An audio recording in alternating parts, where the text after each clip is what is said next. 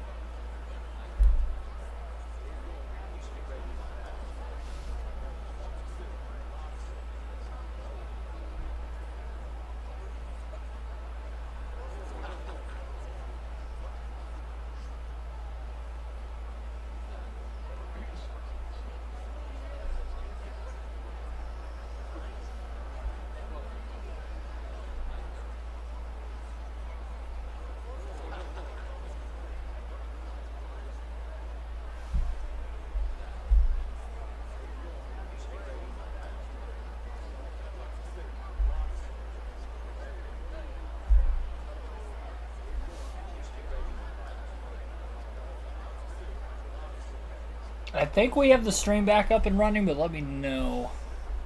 Oh, come on, YouTube. Let me know if you guys can hear me in the chat. And then we'll kind of go from there.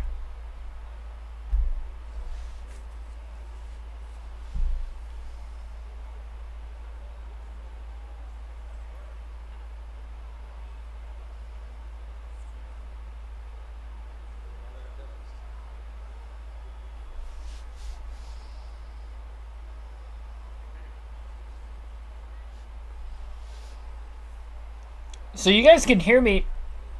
The problem is it keeps saying to verify that it's me on here.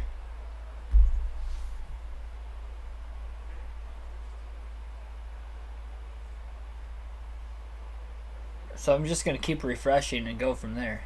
Okay, well, there we go. I refreshed it a couple times. Should be good to go now. All right, let's get this race underway. We were about ready to start it, and then we had that whole deal.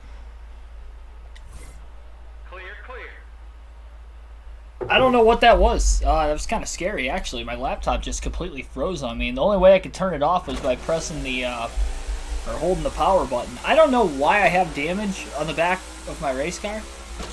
Green flag is in the air, though. We're underway at COTA. 68 laps of racing. Harvick nearly out, well, way out to the outside, trying to make some passes at the very start. 3 wide he goes, barely keeping it on the race course. And he's able to move up from 18th to 10th already in this opening lap. Expecting some checking up going on in the S's. It's going to allow him to get by Austin Cindric for position. So Harvick up to 9th. Trying to get by Christopher Bell in the 20. 15 laps in stage 1. I believe stage 2 will also be 15 laps. Well, it might be a couple laps longer because of the stage break. It'll be interesting to see, though, if these guys can actually make it on field through the first stage. I would like to think that that will likely be the case. Big dive bomb on by Kevin Harvick on Denny Hamlin. Just completely roughed Hamlin up in turn number 9. And that's for Harvick to get up to 6th place.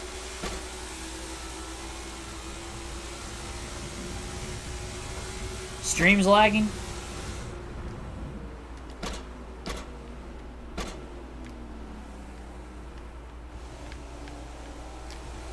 It might be on me then. Give me a second. I'll pause when I get to the next straightaway. We're dealing with some technical glitches tonight. I don't know what's going on with my laptop that is causing these problems. But we are having some major issues.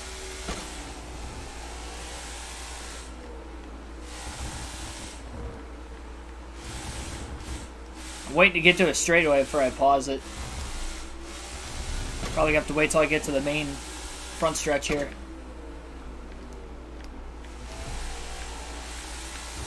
Amazing how far apart the top 6 have already spaced apart from one another.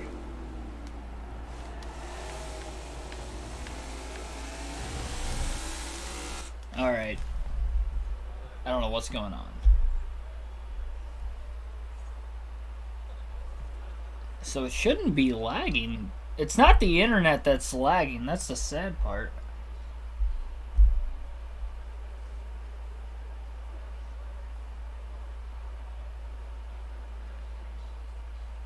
The game looks laggy.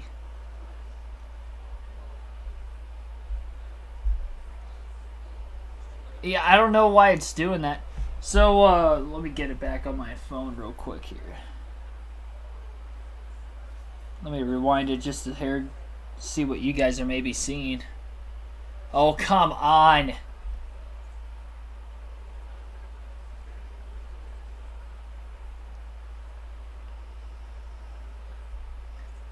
To continue session, complete a brief verification. We're having some major technical difficulties. I don't know what's going on here. Something's up with my laptop.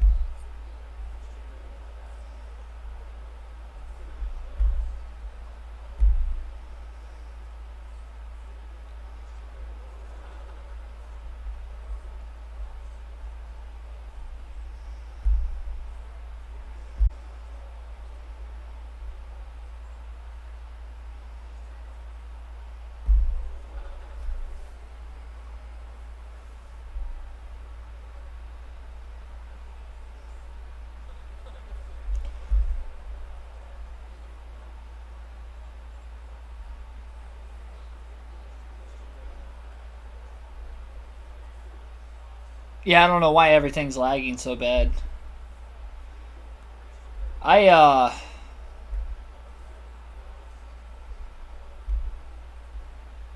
don't know. I don't know what's going on. NASCAR HMS fan, Michael Turner, Trey's Rail fan, Billy Kramer, Alan Barkley, Corey Freed, Davion West, Tim Irvin, Patrick Shadley, Zach Schuchman, train fan, Emily Gangdadine. Got a fake Cody Ware chat account in the chat. Yeah, thank you everybody for being patient and tuning in tonight. Just better. You keep roasting me about the Packers. I don't have a chance to react to that. I'm dealing with some tough technical difficulties right now.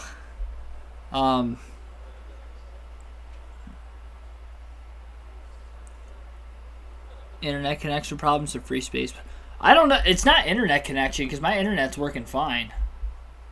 Like, my laptop just completely froze when it lagged the first time.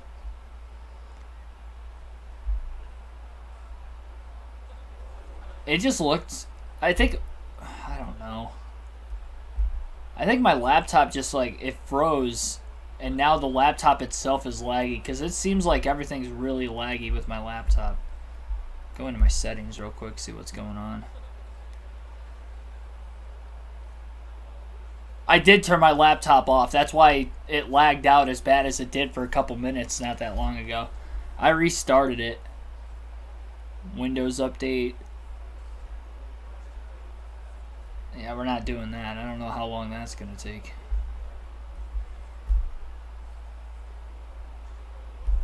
I mean, the stream started off fine. It was just we went to go start the race and my laptop froze.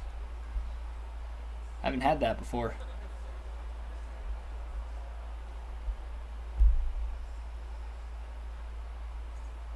I don't know. We're just going to get into the racing. It might be a little, like, the game itself might look a little laggy for you guys. But as long as the audio is in sync with it, the picture, like, the color is there. But I can see what you're saying, at least on my laptop. Well, the weird thing is, no, it is on my phone too. Yeah, I was going to say, I turned it on my phone also. Yeah, something's going on with my laptop that the game looks like it's lagging a little bit. Alright, we'll try this again. Hopefully it doesn't freeze again. I don't know why it did in the first place. We're just going to continue on. Sorry if there is a lag. Not really anything I can do to fix it right now without potentially losing the stream. I was surprised I didn't lose it when I had to restart my laptop. I had to do it. I couldn't even move the mouse or anything. Like, I literally had to turn it off by hand and turn it back on. So Harvick qualified 18th. There's a checkup in turn 1, and then he made a couple passes through the next couple corners after that to get himself up to 6th on the opening lap. Look at him close quickly in the S's now, and Tyler Reddick in the 8. Putting pressure on him. Little battle going on for position. Oh, Harvick just about spun out right there. That's one thing I noticed in practice. I did spin out a couple times. It's very, very easy to get back into the gas a little too soon.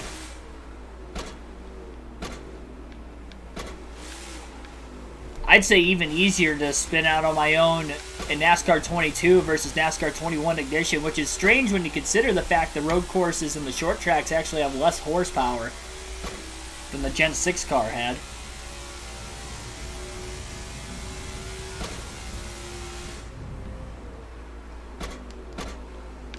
Harvick closing in. He missed Tyler Reddick, but boy, he overshot that corner.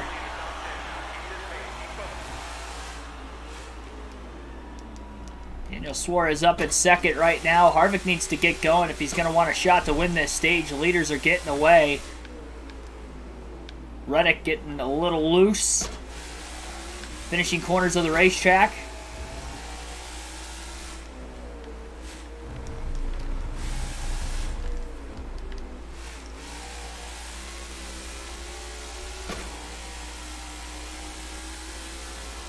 NASCAR Cup Series 2311 Racing. Thanks for tuning in also. Billy Carjoy, thanks for watching. Harvick's definitely better in the S's than everybody else on the racetrack. That's probably going to be his best corners or set of corners. Trying to make some passes. He is burning the rear tires off the car quite a bit, trying to get back into the gas just to keep up with these guys in front of him. 6 races in, 4 different winners. 4 winners through the first 5 races. This is race 6. Harvick has won back-to-back races coming in, trying to go for 3 in a row today. Closing in on Tyler Reddick in a hurry, a little bump. Slight bump to Reddick. Oh man, got into him again, nearly turned him.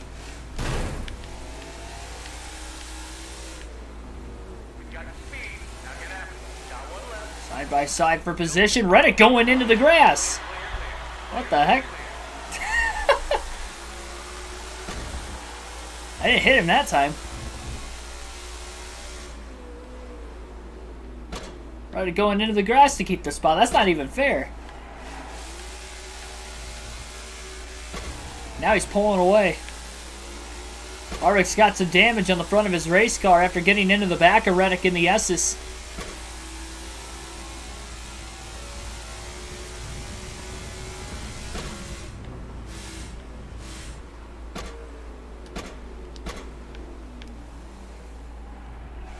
Pushing way too hard right now.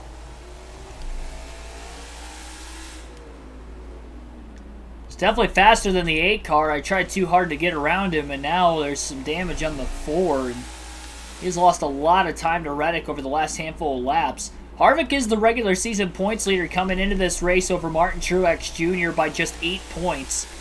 Truex had the points lead by 9 points going into Atlanta, but Harvick was able to capitalize in getting 9 stage points as well as winning the race. Came out with the points lead. Truex qualified outside the top 10 for this race, and also Bell, who was second in points, ended up finishing 37th at Atlanta, despite scoring stage points in both stages. So Harvick went from 3rd to 1st in the regular season standings. I did start off on the front. I started off with damage on the rear of the car. I don't even know how that happened.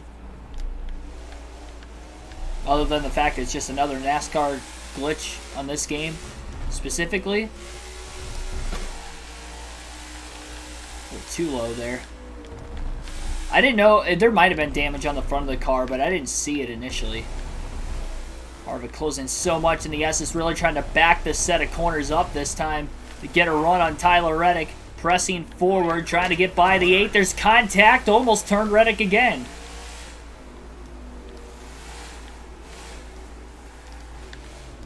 Dang it.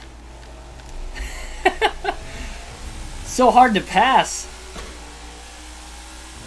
Harvick's been stuck in 6th since the first lap. Cannot get by Tyler Reddick. He's quicker in certain areas, but Reddick's definitely got the straightaway speed over Harvick. Not really anything he can do. We do have 30 people watching right now. Thanks for everybody tuning in. The smoke coming out of the car, that was something I was dealing with in practice. It's the same thing from the NASCAR 21 side of things with this game, where if you are at a track where you're going less than 100 miles per hour on a consistent basis, your car smokes. So it's not from any damage. The car is just doing that. It's just the way this game works.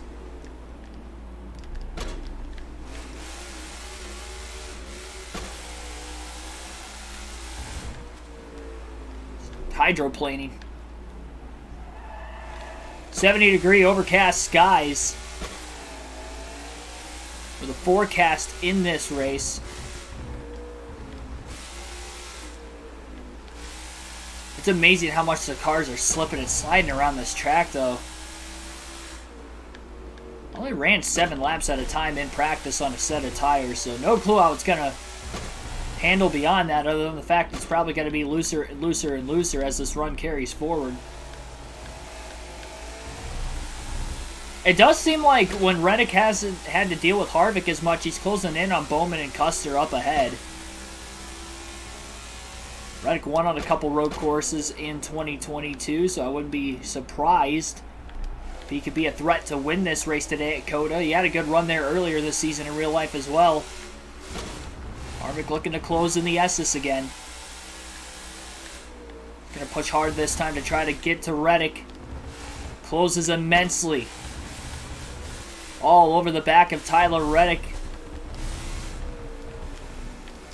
No contact that time. Harvick with a bit of a power slide. He's kind of waiting behind the 8 of Reddick, trying to pick out a perfect point to try to pull alongside of him without making contact, so hopefully he can make the pass. Reddick slides up off the curbing. Harvick's got the hammer down, and now he's got to run in the draft, and Harvick will pull down to the inside, looking to make a move in the hairpin. A lot of hairpin corners on this racetrack, most of them very flat.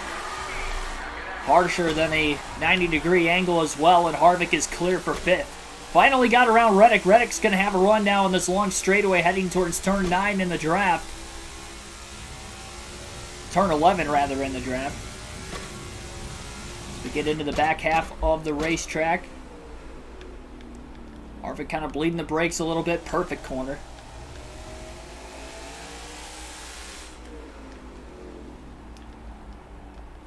He's got some stage points ahead of him. Ryan Blaney is the leader right now. Harvick going in a little deep. Nearly spun out, trying to power back into the throttle on the excess pavement on the outside of the track. Can't cut the corners as long as you have 2 tires on the curbing. It isn't considered cutting a corner. And as far as the exit, there's no track limits like in other motorsports. Due to the weight of the race cars as well as the lack of downforce compared to other motorsport series, specifically open wheel when it comes to road course racing. Mark DeMars, thanks for tuning in also.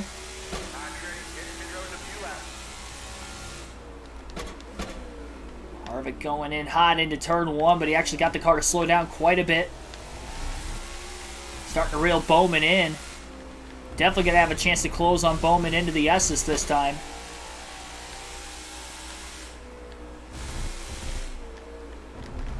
Harvick has a run. Dives to the inside. Scrapes by Alex Bowman for 4th.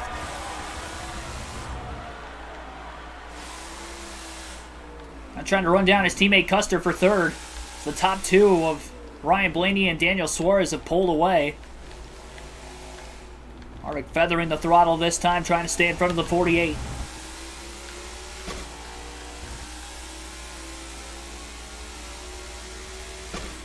I can faintly see Blaney and Suarez on certain areas of the racetrack. You can see Suarez down that long straightaway. He's quite a ways ahead yet. We only have 10 laps to go in stage 1. A.K.A. Noah Gregson. Yeah, well now. Gregson already drives 2 cars in this game. We don't need him to drive 3. It's in the 62 and the 16. Not at the same time, though. Or at least we haven't seen that yet.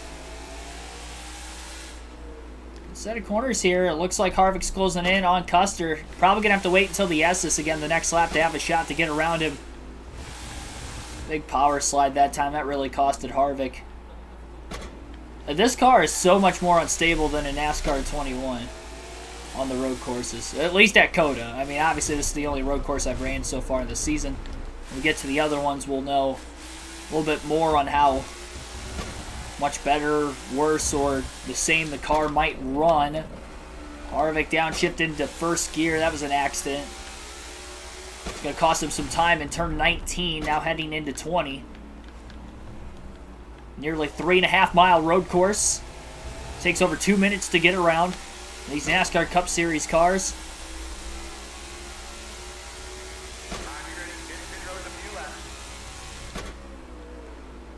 Blaney closing. Braking zone, turn 1.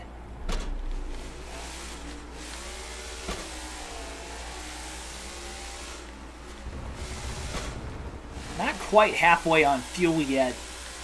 We'll be halfway through the stage.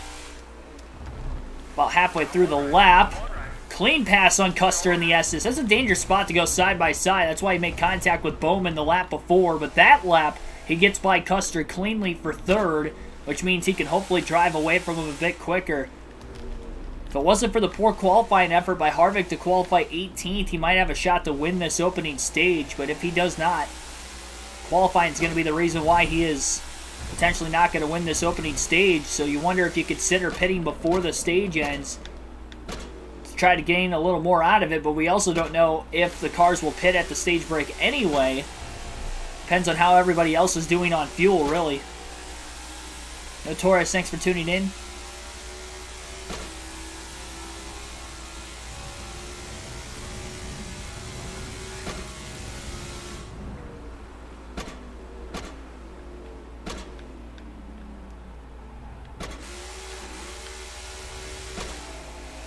Tough to tell interval-wise exactly how far Harvick is, both behind the second-place car of Suarez and the leader Ryan Blaney. You can still see Suarez faintly in specific corners around the racetrack, especially the major downhill corners,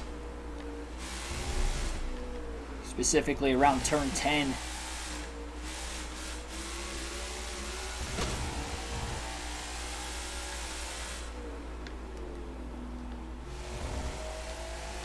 There's Suarez up there in turn 20. I think he can get to Suarez before the end of the stage, as long as Harvick keeps this pace up and doesn't make a major mistake. Blaney all the way at the top of the hill in turn 1 by the time Harvick was getting off of turn 20 and working his way back onto the main straightaway. Down to just 8 laps to go in stage 1. It's going to be tough to get there. As far as fuel goes, it's also going to be tough for Kevin Harvick. Might not even make it on field to the end of the stage, who knows? He hopes he can.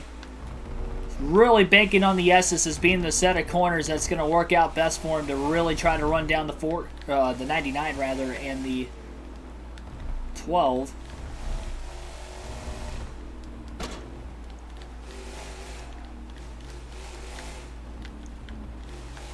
Rear tire's definitely losing grip, but it almost feels like the front tires are kind of pushing a little bit in the corner as well. And maybe Suarez locking up the brakes. I keep saying Suarez. Harvick locking up the brakes potentially a little too much. It definitely seems like the 4 is slowly, and I mean slowly, closing in on the 99. He's definitely pulling away from Custer behind him, who is still in 4th. Amazing how spread apart the top 10 had gotten, even by just lap 2. And those 4 cars really between third and on back. I mean, they were compacted together pretty closely as well. 3rd through 6th specifically. Took Harvick so long to get by Tyler Reddick as well. That definitely costed him some time in trying to run down the 99 and the 12 also. And you can definitely tell that the leaders are probably going to be able to manage their tires better than Harvick, who is trying to run time trial laps, lap after lap after lap, with a pretty unstable race car, to say the least. He's doing what he can. You don't want to risk spinning out, though, or wrecking if you completely miss a corner, and risk ending your day just trying to get stage points in the early going. It's a long regular season. Obviously, what happens now matters in the sake of the regular season championship, and it's pretty narrow at the top of the standings considering it's only the 6th race of the season. But Harvick does have that points lead right now, and I did not win a championship on NASCAR 21 Ignition the way it was with the 2021 schedule, or even the custom schedule season we did. So we're going to need as many playoff points as possible. We did make it to the championship for the last season, but only by 8 points, so we'll see. That was with, what, 9 wins? 6 wins one season, 9 wins another season. Had 2 so far, along with 2 stage wins also.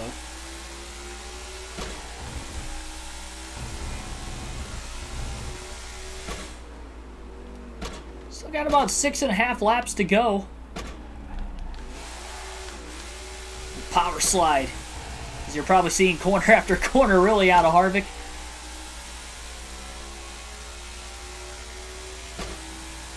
I have Logano in the standings twice. Oh, I do. I'm sorry. I am sorry for that. Yeah, that wasn't supposed to be the case. I had him in points, and then I had him for the win. Yeah, my bad on that one. That means Jones is in 16th then. Yeah, because I went through Jones to 17th. Or, sorry, I think Kyle Busch would be 16th. Jones would be 17th. Yeah, that would be it. Because Jones isn't on there. I couldn't fit him on the screen.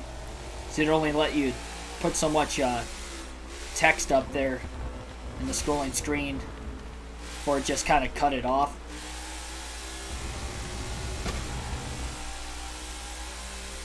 Yeah, sorry for the typo in the standings.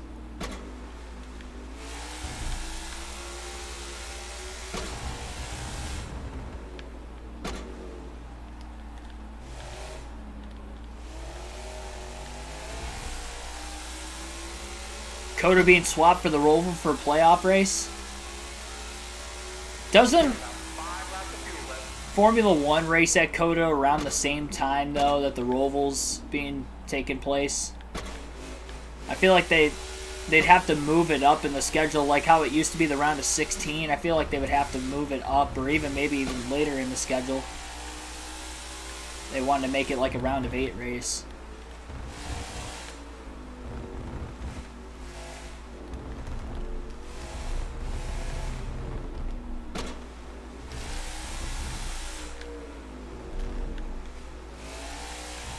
Comment down in the chat, do you think Kevin Harvick's going to have a chance to catch either Daniel Suarez or Ryan Blaney before the end of Stage 1?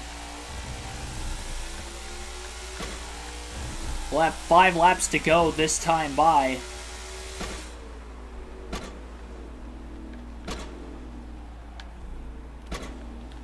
Harvick couldn't hold that corner as tightly that time. I think in 2 or 3 more laps he's going to catch Suarez. Blaney's long gone. We've seen him at times very briefly.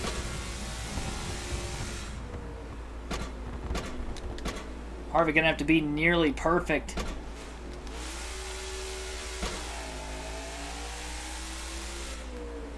I don't believe Blaney has won a stage yet this season. That was not perfect by any means by Harvick. He went a little too far wide that time. And that definitely cost him some time.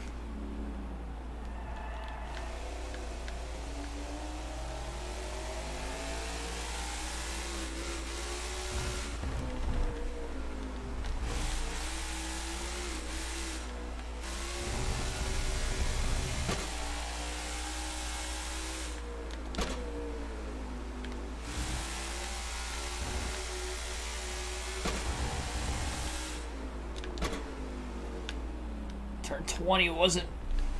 Okay, it wasn't as bad. Car slowed up a little more than I thought it was going to.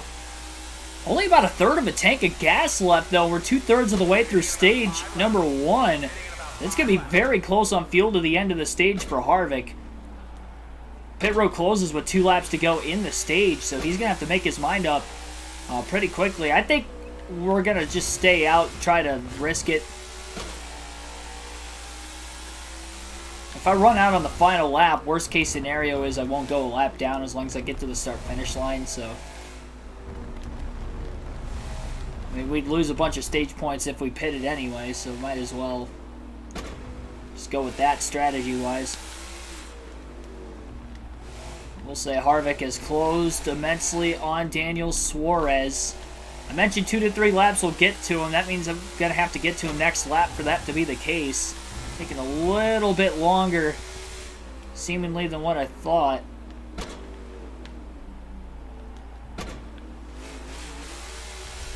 Harvick feathers the throttle a little bit better that time.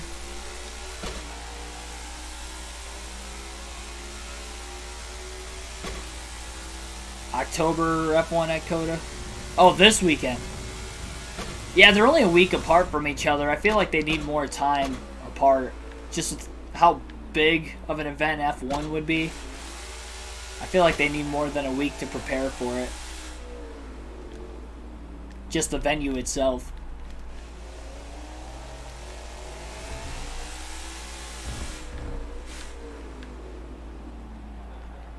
Yeah, I know COTA's in March now, but somebody mentioned about moving it. The only problem, too, you run in with is that the Coke 600 has already been ran in May, so you'd have 2 Charlotte races within probably, what, 6 to 8 weeks of each other? I mean, I guess they did it with Pocono, Michigan for the longest time, but... Oh, man, Harvick nearly spun out. He's headed for the grass, trying to get the car to turn left, and he slid a little too far wide. Nearly wiped out up off of turn 20. Coming back to the start-finish line. Rally carring it. He's within striking distance of Suarez. I don't think he's going to get to him in the S's this time. Maybe he will. He's got to run. He has closed on the back bumper of Daniel Suarez, and we have a battle for second now. Little bump.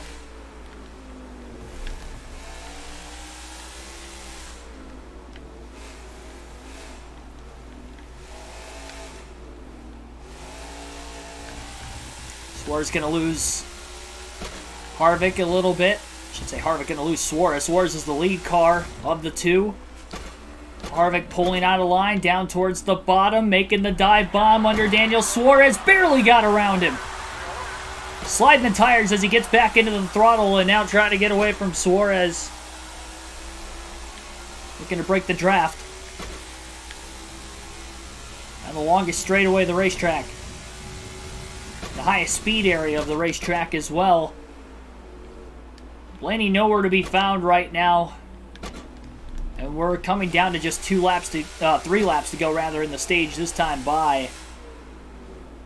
Still about a quarter of a tank of fuel left for Kevin Harvick, maybe slightly more than that. So definitely going to stay out of the pits. Considering how far ahead Ryan Blaney is or seems to be. Probably looking at Harvick having to pit this time by if he is going to pit before the end of the stage. But he's up to second place now. He'll take the 9 stage points and just pit during the stage break. So I don't know if everybody's going to pit during the stage break or not anyway. And if they do, hopefully the 14 can have a fast pit stop. They've been pretty good on pit road for most of the season. Especially the last couple races in which they have won. Atlanta especially.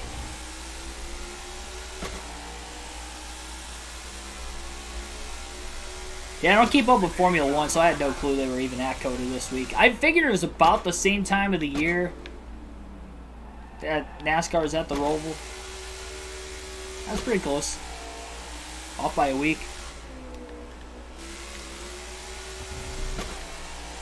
There's 3 more trips through the S's in the stage.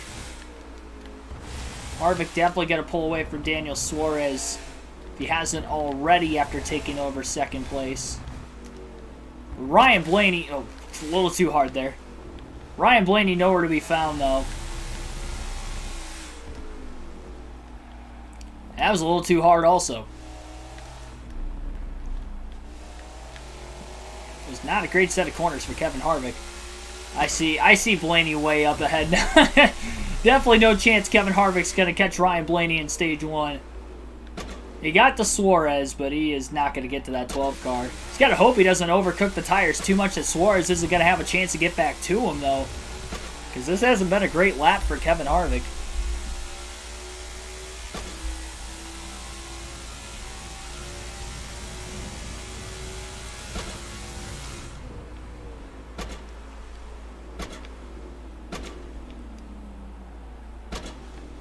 I agree with you wholeheartedly. NASCAR Cup Series 2311 racing.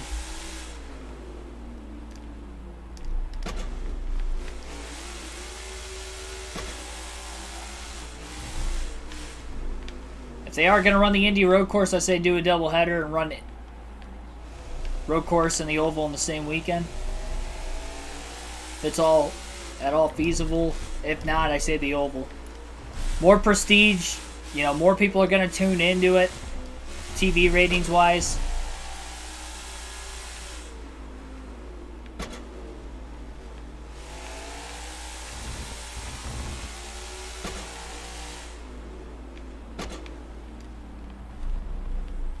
I think the drivers would prefer. The drivers would prefer it. The fans would prefer it. Yeah, I don't see what the point is of keeping it the way it is. Well, hopefully we don't have to pit next time by. Harvick hoping he can just get 2 more laps out of the fuel tank here. He's definitely going to be pitting during the stage break. Suarez closed in quite a bit those last few, well, really the entire last lap, but Harvick should put some time on him again in the S's, as long as he doesn't make a major mistake here, which will not be the case. Gonna have to be on it though for the next stage at the start. He'll have track position, assuming everybody hits pit road. I think the next stage is a couple laps longer, so even if nobody pits during the stage break itself, they are going to have to pit if it's early in the stage or late in the stage, whatever it may be. You have to pit a couple times. Or at least once, I should say, not a couple times. Maybe twice in the final stage, but likely going to have to pit once in stage 2 with not having to pit at all here in stage 1.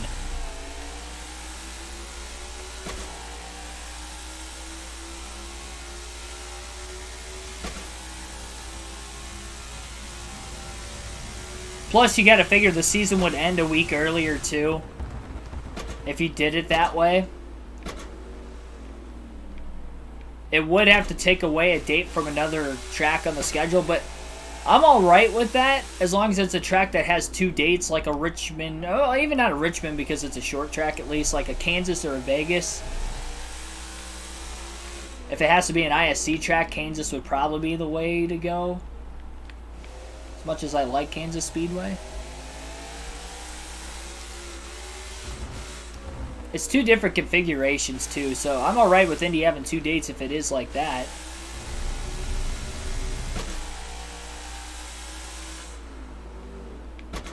Plus you can run, you know, the first Cup race on the road course Saturday, the Oval on Sunday, and then just have the Xfinity and the trucks at IRP instead of just the trucks. Run the trucks on a Friday night, Xfinity Series Saturday night. I don't think it'd be that complicated for scheduling purposes. Final lap of stage 1. Lap 15 of 68 total today at COTA. No caution so far. Going to be a 4-tire stop for Harvick during the stage break. Ryan Blaney is going to go on to win stage 1, and it will be his first stage win of the season.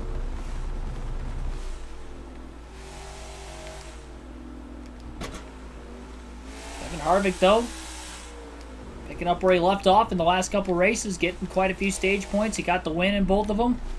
He'll be able to get the win and go for 3 in a row today. Blaney definitely going to be the car to beat.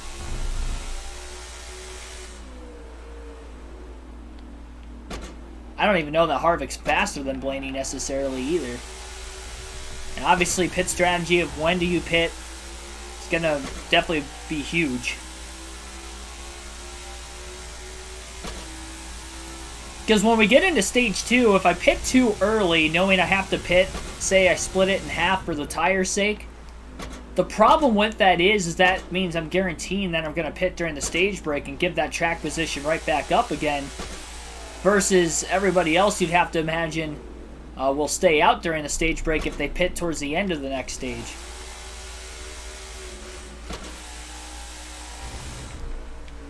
So although it might guarantee you a stage win, it's also guaranteeing that you're going to have to pit again during the stage break and lose track position anyway. Stage 1 though, not so much. Pretty straightforward, nobody having to pit at all. As Blaney runs out of gas. He's maybe pushed a little harder than everybody else. Maybe he doesn't have as much fuel in it. That would be insane if he had to pit this time.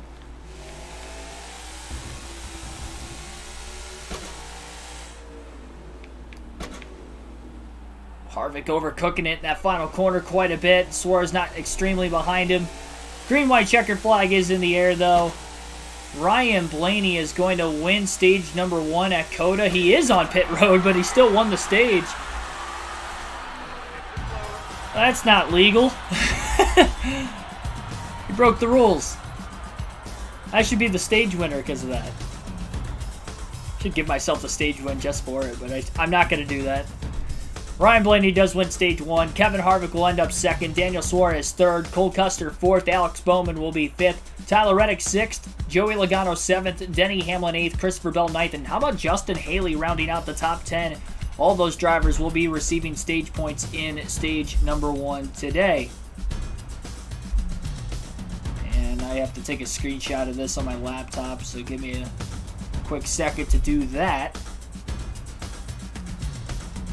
Means I have to keep track of points myself. Hit that like button, though. Subscribe for more daily NASCAR content if you haven't already.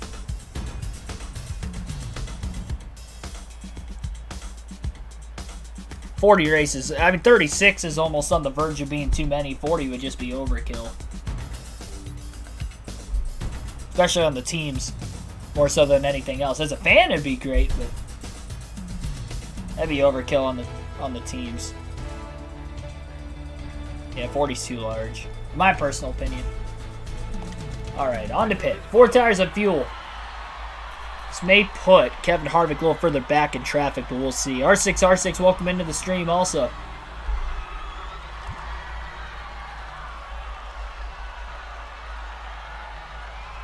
No. It's not because he's my favorite driver. We've already got the conspiracy theories going in the chat. Here we go again.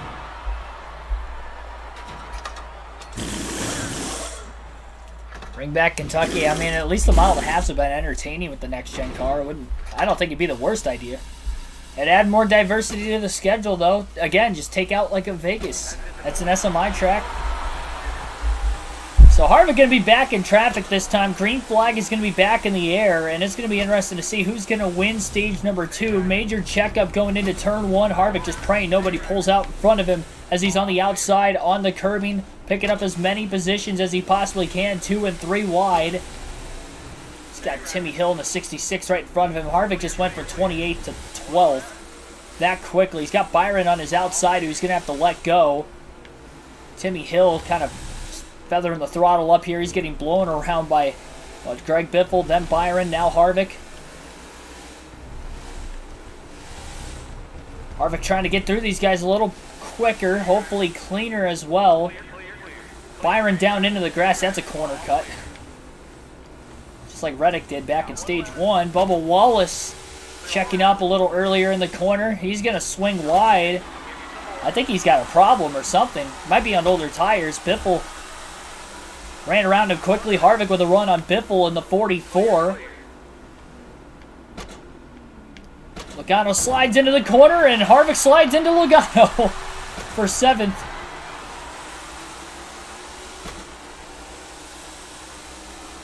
He's back in the top 10.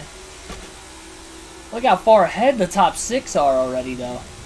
15 laps in stage 2, so we know Harvick's going to be able to make it on fuel in stage 2 with it being the same length as stage 1. So with that being the case, we know he doesn't have to pit in this stage. He can pit during the stage break and try to go for the stage win. I see Ryan Blaney in 2nd. He was on pit road at the end of the stage, so we know he's not going to pit again. So Harvick needs to make sure that he doesn't get too far ahead. It's a good thing he passed literally 21 cars on the first lap of the stage, but it also stinks Blaney got to keep the track position. Harvick did not. There's one car still ahead of Blaney, though, that could hold him up enough. Blaney's going to be tough to beat today.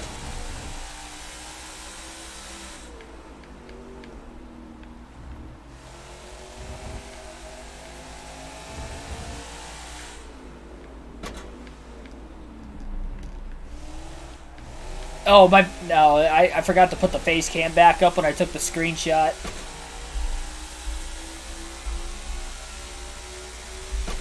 There we go. Probably shouldn't have tried to fix that while I was driving, but I did. I had a long enough straightaway. I didn't mess my cornering up either. Well, 14 laps for Harvick to try to get to those guys in front of him. Flying into the S's. I mean, he's probably averaging about 90 miles an hour, if not more than that, through those sets of corners. He's going through there so fast, though, it almost kind of messes him up in those next 2 corners. Almost 3, really, if you go into this horseshoe.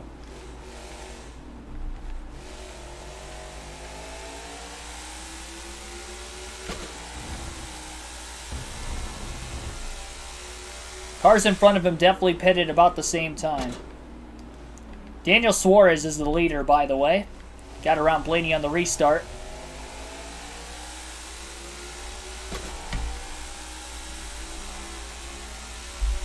There we go. Now I got the chat back up. Championship race should be a crown jewel. Bring back the Winston Million. I don't know about the championship race being a crown jewel. Just because there's already like so much on the line for championship drivers, but as far as like something similar to the Winston Million, I'm all for like the actual crown jewel events being that. Bristol Night Race, Darlington, Daytona 500, Coke 600. Add the Brickyard 400 in there if you put it back on the oval. Make it 5 races, so maybe it's more likely that somebody could win 3 out of 5 versus 3 out of 4.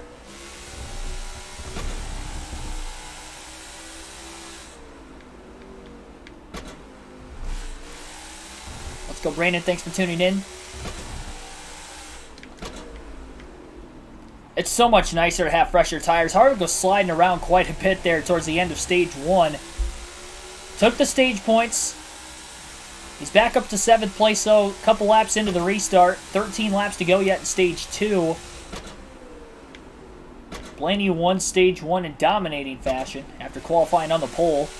I think he's still in 2nd right now. Truex is up to 5th. He's the driver 8 points behind Harvick coming into the day. Harvick outscored him in stage 1.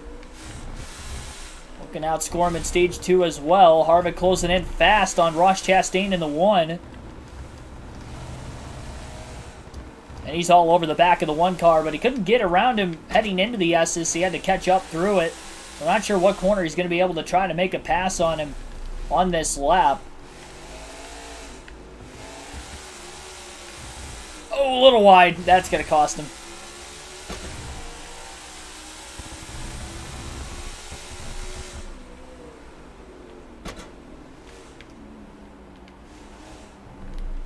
Chastain a little better than Truex in that corner.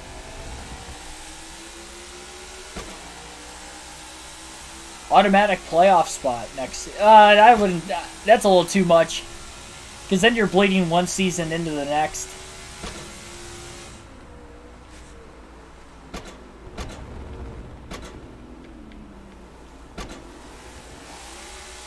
I do think, though, if you were to do that, you'd have to have all those races in the regular season. Like, keep them separated from the playoffs.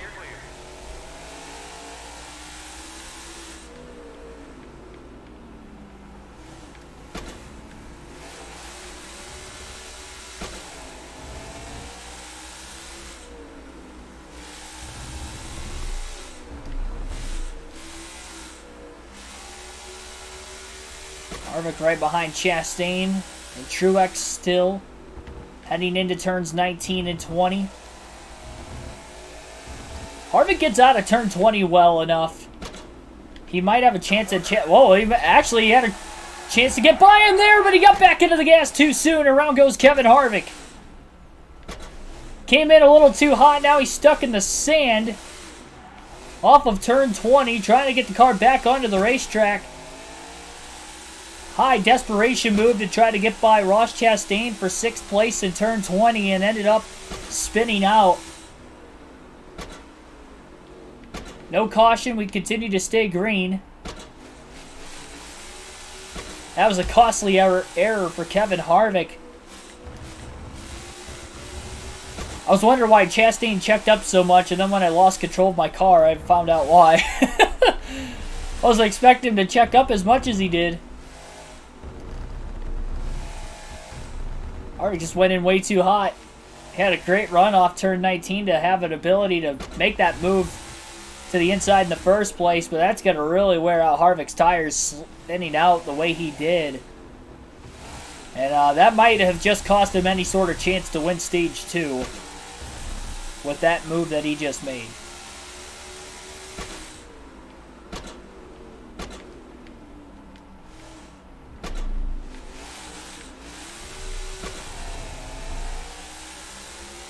That was bound to happen at least once today. Considering this game, yeah, 68 laps at this track. Spun out into the sand. Just like my golf game, I suck in the sand. That costed Harvick so much time. I mean, Chastain's so far in front of him now, let alone the leaders in front of Chastain.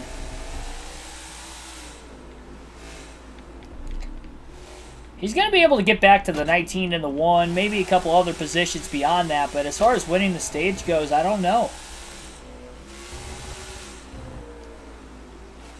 His tires are definitely more worn out now with that spin as well.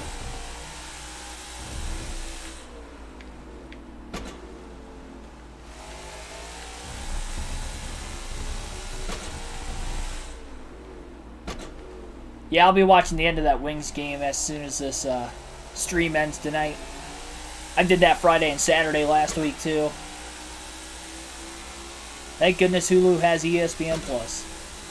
Gives me the ability to watch all of them. Nearly all of them. But even when they're not on ESPN+, I'll just watch them when they're on, like, TNT or something. ESPN. Big ESPN. I guess it would technically be on ESPN Plus if it's also on the big ESPN. I think that's how that works. Maybe it doesn't.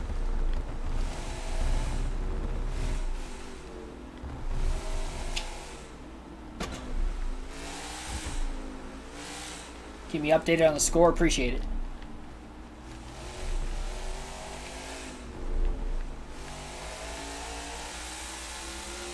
Hopefully Ginger took... Call me a ginger.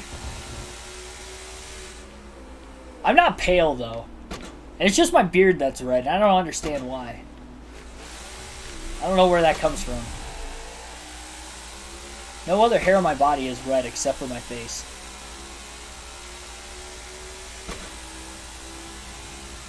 And it's like all red, too.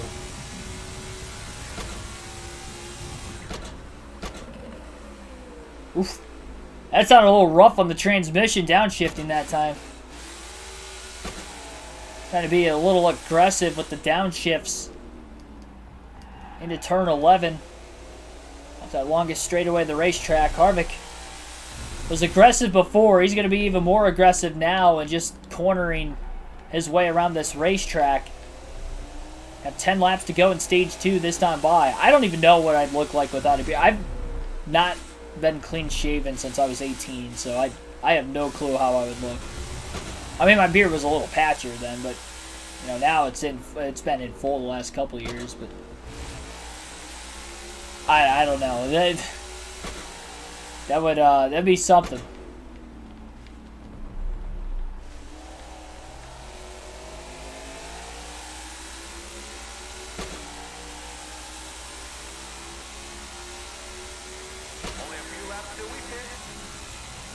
Red will be great when I'm 50. I'll just use just for men. Oh my gosh. A little wide in turn 1. I thought I was headed for the wall there for a second. Surprised that to get that car to slow down as much as I did. I gotta get back to focusing here. I'm talking about red hair, gray hair.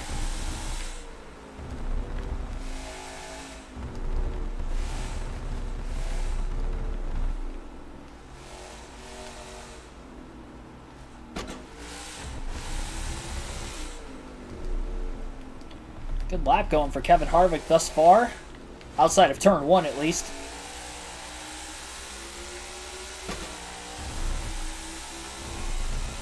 He's definitely closing back in on Ross Chastain again. Problem is, he only has 9.5 laps again to try to get to the lead. It's going to be tough. That spin in turn 20 was very difficult.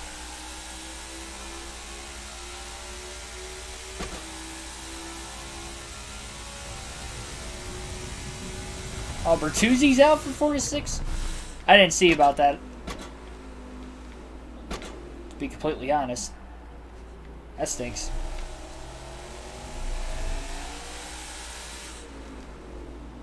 That one will hurt. Hopefully he just comes back 100% when he is healthy. And hopefully we can win some games without him so we're not out of contention. I mean, it'd be hard to be out of contention that early in the season. Unless we just, like, barely win any games in that stretch.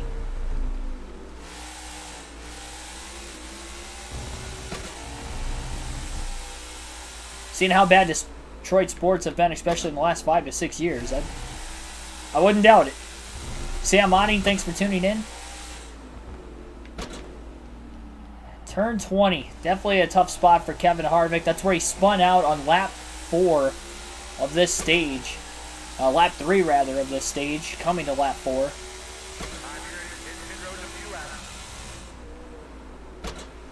Trying to play catch up from 7th place.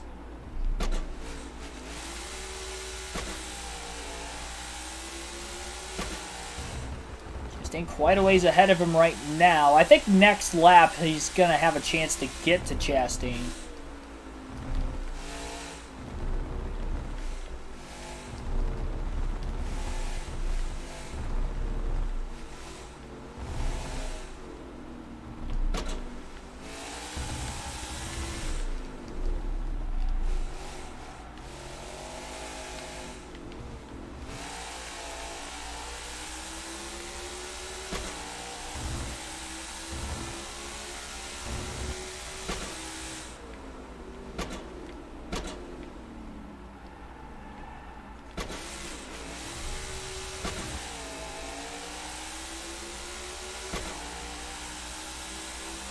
The sand started to twitch. Spent a lot of time in bunkers when I play golf. I luckily don't, and that's probably why I'm so bad at hitting bunker shots when I'm playing golf. It's just because I barely hit out of them. I mean, I can just go over there and practice, but I don't want to waste my time doing that. Just want to, you know, I'm there to play my round of golf.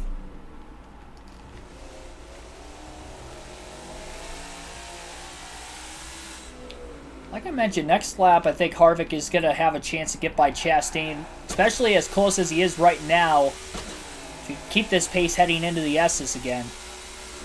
I'm not sure if Ryan Blaney has been able to get to the lead yet or not. If so, he is definitely going to be pulling away.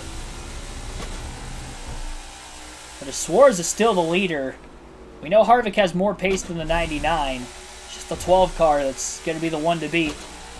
And it could just be the driver with the clean air, though, on the restart also. Like Blaney had. 8 laps to go, stage 2. Pick for NLC, I have no clue. I watched the Yankees and Guardians game last night. That's the only playoff game I've watched. I haven't really been too invested with baseball this year, to be completely honest.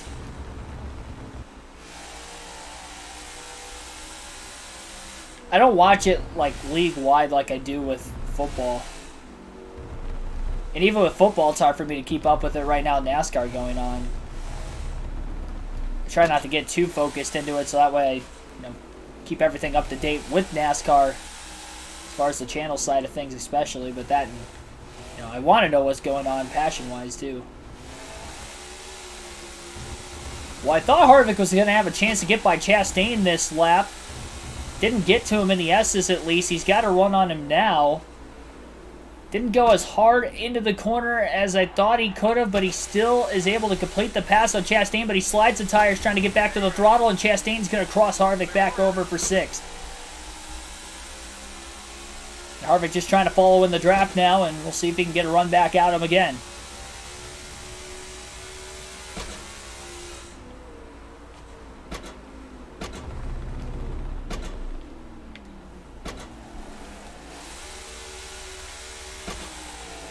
Harvick was a little longer into the braking than Chastain. He definitely went harder on entry than Harvick did.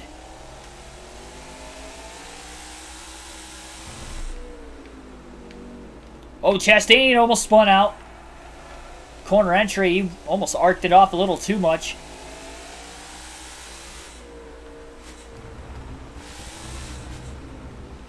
It's Kyle trying to pass Chastain, yeah. Anybody trying to pass Chastain.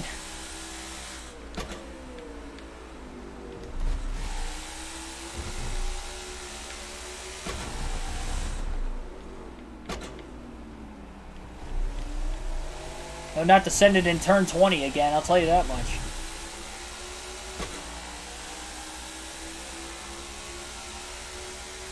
Only a few laps till we pit. 7 to go on the stage. Harvick closing turn 1 on Chastain again. Feathering the throttle off the exit of the corner.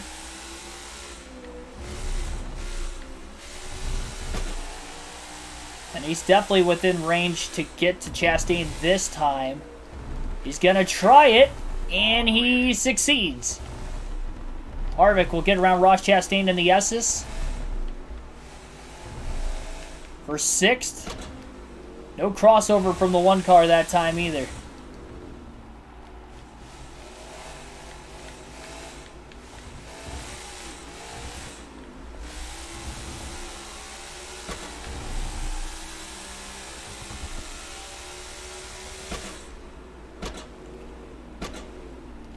Didn't realize Austin Cindric was in 4th as well. He's having a good run. 3rd and 2nd are up there. Still haven't seen if Blaney is the leader or not. Chase Elliott's in 3rd. Tyler Reddick nowhere in the top 7 at least. He's pretty sporty in stage 1.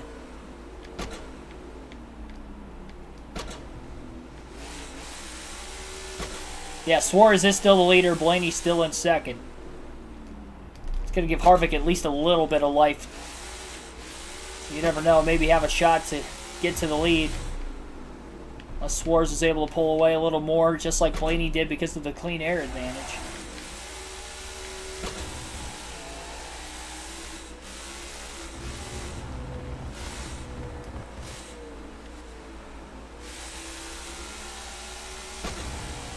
Truex really pulled away through the carousel.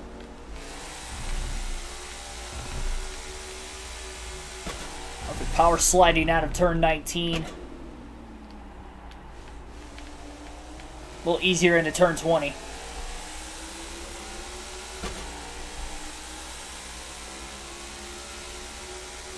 be pitting in about 5 laps.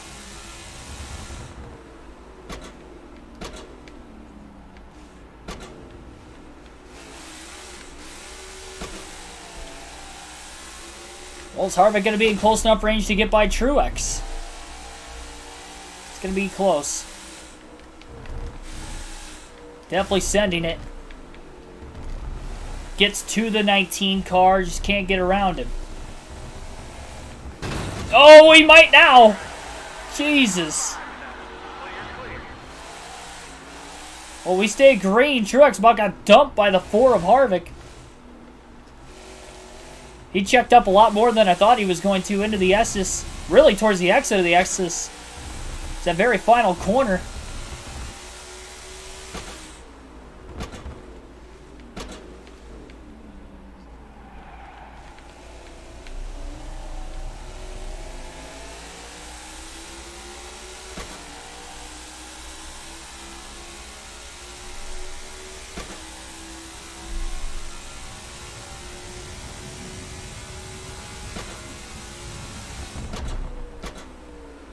Feel bad for dumping Truex back there. He lost another spot to Chastain as well, so Chastain's back up to 6th. Truex fell back to 7th after sliding sideways. I think he was able to save it by the time he dropped the gears, picked him back up again. Chastain was able to get by, obviously, as well as Harvick.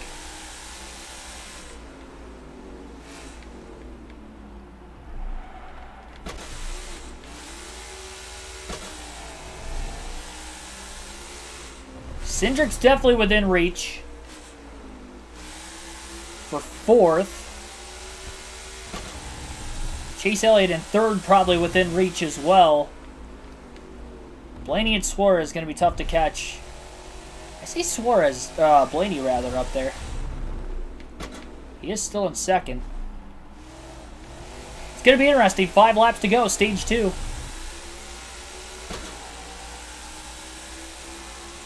Smoking in the pot, thanks for tuning in. Tried to block but failed. I don't know that he... I mean, maybe he tried to block. He checked up more than I thought he was going to. I'll tell you that much. I thought the checking up was done from him in the middle of the S's, but it wasn't done yet. Ran right through him. No severe damage on the 4, I don't believe. A lot of this damage on the car was there at the start of the race for some reason. Just a glitch. Outside of making contact with Reddick earlier in the race, I don't think Harvick had made contact with another car up until that point.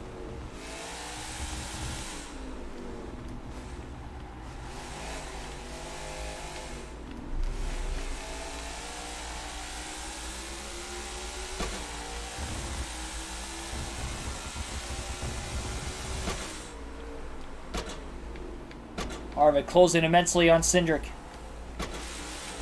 Cindric gonna power back and beat him back to the throttle. You can see each of the top 4 ahead of Kevin Harvick. Might be more obtainable to try to win this stage versus stage 1. Derek Booth, thanks for tuning in. Oh, wings up 1-0 already? Cool. Harvick trying to bleed the brakes into the corner, a little bit too hot. He's pushing extremely hard right now, as he has pretty much this entire race. Been playing catch-up and trying to win these stages. Came up just short, finishing second at stage number 1. I mean, he got by Suarez with 2 to go, but had no chance at Blaney. Blaney was still a handful of seconds ahead of him. Blaney isn't the leader, though, this time. He's definitely been stuck at second behind Suarez. Can't really get close enough to him to be able to try to make a pass.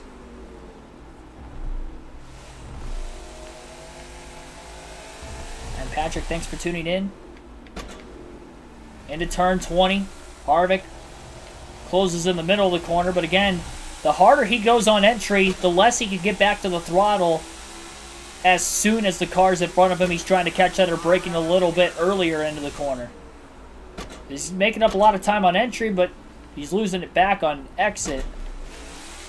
Rolls turn 1 a lot better that time. He's going to be in great position to get by Cindric, but he's still going to have to time it perfectly on when exactly to get around that 2.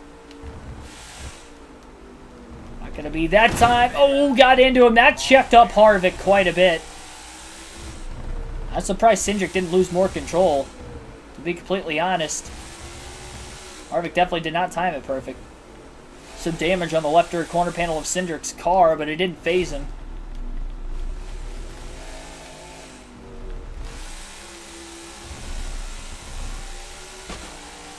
Harvick beats him through the gears. He's got to run again. Dive bomb down to the bottom goes Harvick. Into turn number 10, he gets by Austin Cindric, gets back to the throttle pretty quickly as well. Didn't have major rear wheel spin that time, and now is trying to accelerate away. Not really breaking the draft. Trying to hold the car as straight as he can.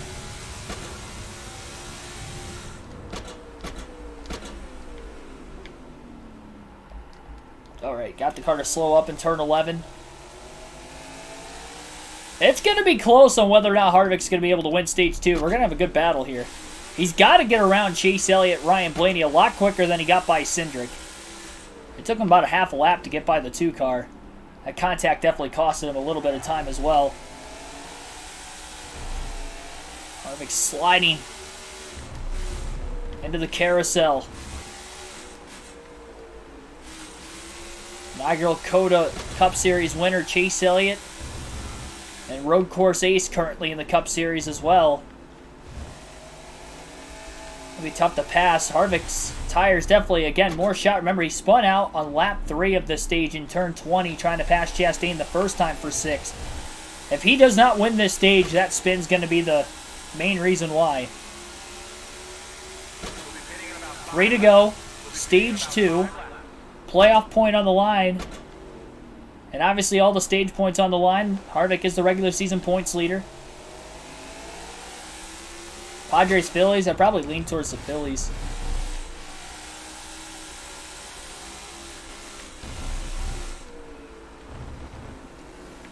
Harvick closes on Elliott.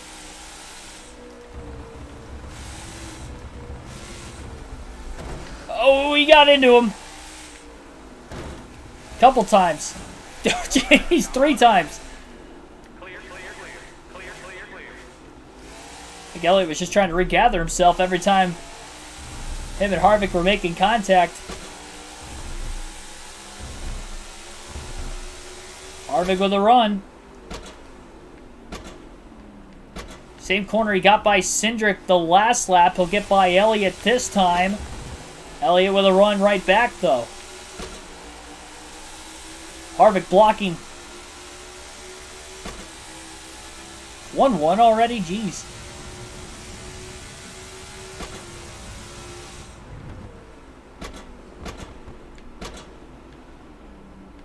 Harvick moved down a little sooner on entry than what he wanted to. He was just trying to protect from Chase Elliott behind him.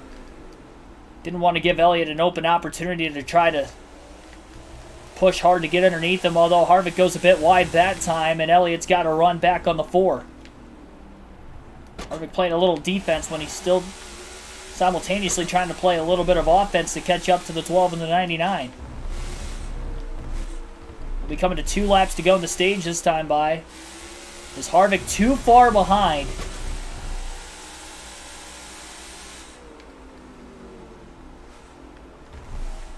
Leaders won't pit. Pit road will be closed once Suarez gets to the start-finish line.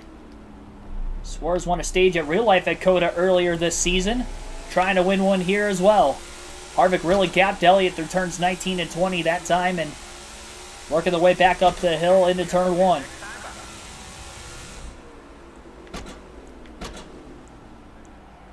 It's going to be very close on whether Harvick can get to these guys. How quickly can he get by Ryan Blaney? He struggled to pass Elliott and Cindric initially when he got to both cars.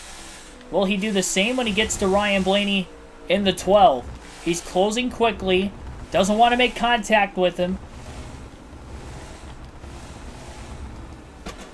He's got to run. Big power slide. Has to check up a little early to keep control of the car into the next corner. And Blaney accelerates a little bit quicker than Kevin Harvick. Does Blaney have any sort of a shot to try to catch Daniel Suarez as well? It's been the passing corner for Harvick on the last couple cars for position in front of him. A little contact with Ryan Blaney in turn number 10. He gets around him with the contact. Allows Suarez to get away just a little bit.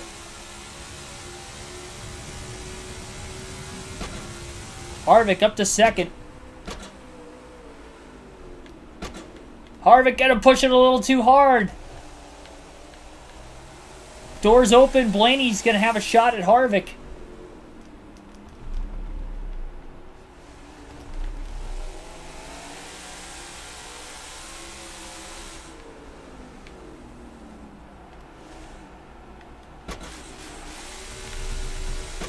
He's right there. Harvick gets through 19 and 20 like he did the last lap to pull away from Chase. It'll keep Blaney in the rear view. It's a little bit further behind Suarez than what he'd like to be going into the last lap. A little too far wide in turn 19. Not going to help Harvick either. He does stay in front of the 12 car into 20. Final lap of stage 2 this time by. Harvick slides off the curbing. Pushing extremely hard right now. One more lap for Daniel Suarez to try to win stage 2.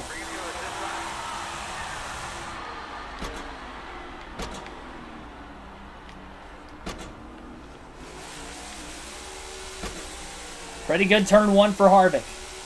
He's better than anybody else in the SS all day today. This is where he's going to gain the most on this final lap on the 99.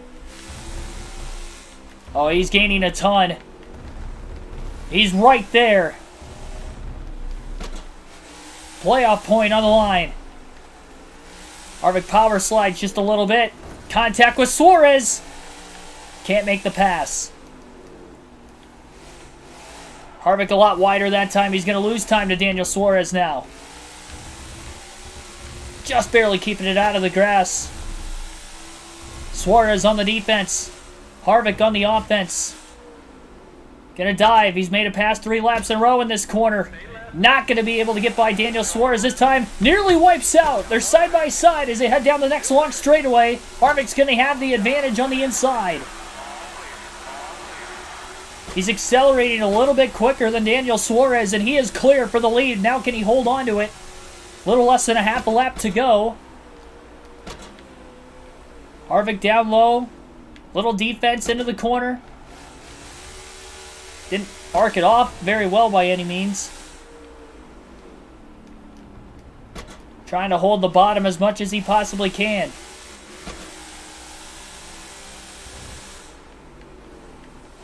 Oh, Suarez with the crossover. Down to the bottom of the racetrack. He's going to make the pass on Kevin Harvick. Harvick beats him back to the accelerator. And Blaney's closing in.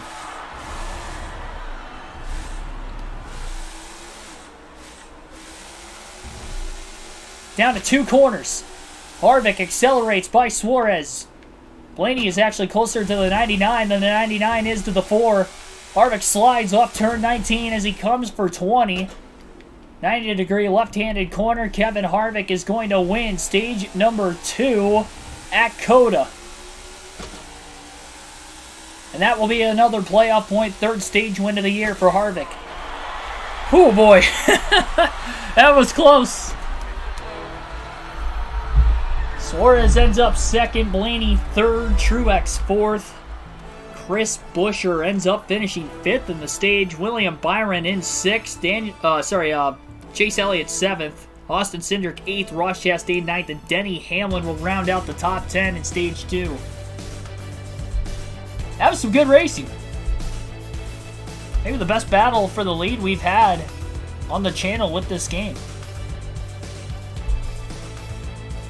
No adjustments, and we'll head to the final stage, but first a pit stop.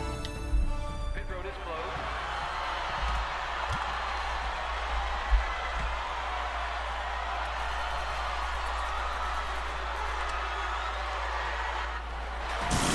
Yeah, they did kind of cheat by pitting again, but we still ended up passing them before they did, so it felt like a legitimate stage win in my eyes.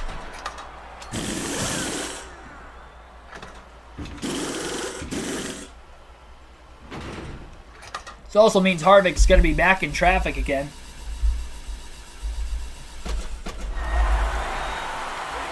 He's not as far back in the field, though, as he was the last time. Plus, he's got the inside lane, which will help. Regine Huddleston, TRG, Eternal Tornado, thanks for tuning in. Final stage underway at COTA.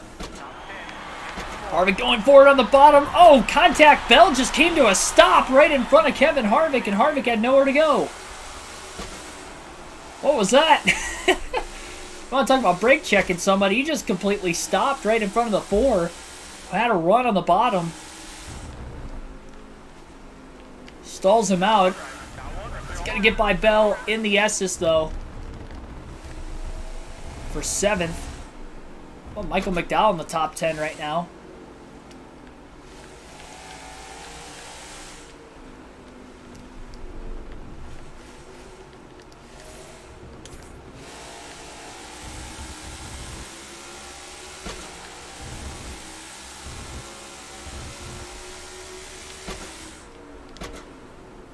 Harvick makes a pass on McDowell. Stays in front of him. Harvick up to 6th already despite restarting 17th. Lost some time in the pits during the stage break. 38 laps on the final stage today. By far the longest of the 3. Probably gonna be a 2-stop stage, I'd have to imagine. I think you have to pit on lap 15 of the stage if you're Kevin Harvick and kind of go from there.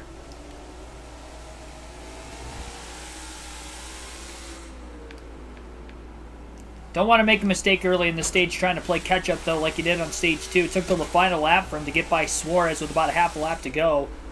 And he had to play defense as Suarez tried to cross him over on multiple occasions.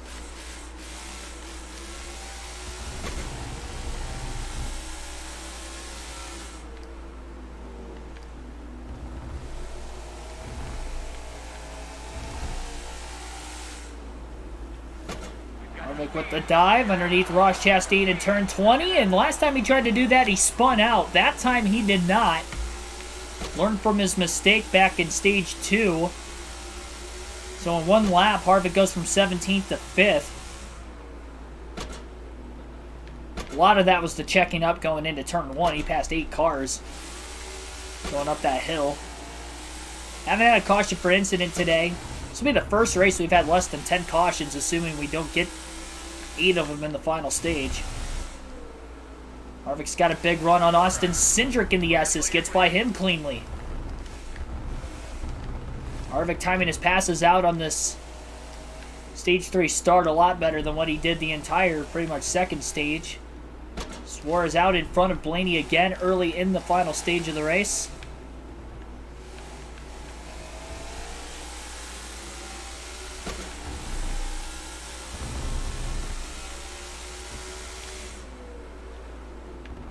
Elliott closing on Blaney.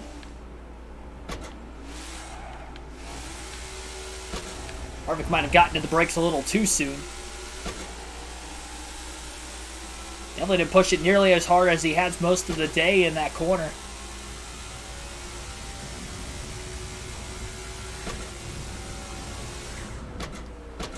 Elliott is all over Ryan Blaney. He's within a couple car lengths, and one of these tight hairpin corners off these long straightaways, either turn 11 or turn 1, is going to be likely his best opportunities to get by the 12. Blaney pulling him, though. Next few corners out of turn 11. Gonna head for the carousel.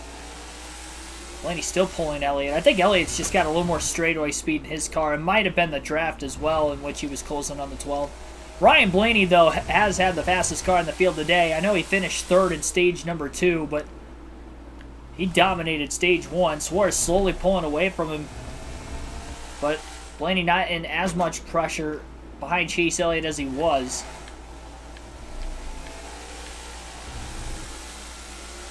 Top 4.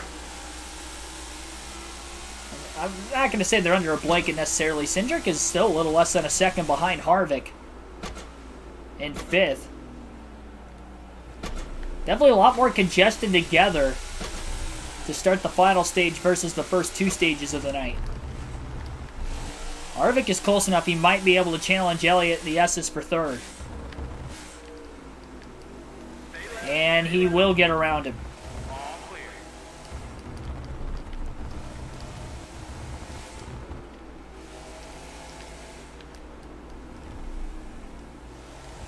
Harvick quickly closing on Ryan Blaney in the 12 as well. What a great set of corners by Kevin Harvick.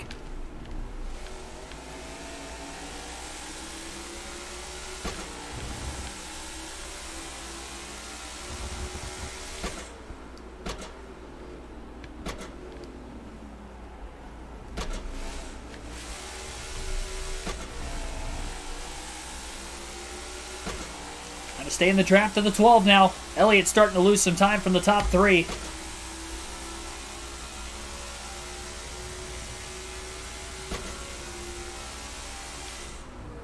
Harvick has a big run. Looking low, last second.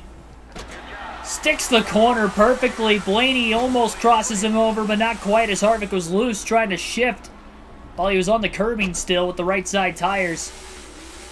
And Kevin Harvick will make the pass for 2nd place.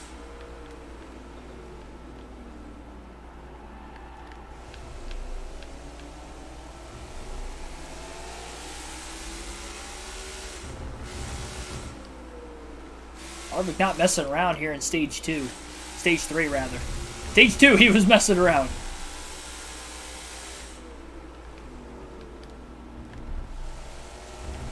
Trying to go for 3 wins in a row. On this game, actually, that's pretty insane.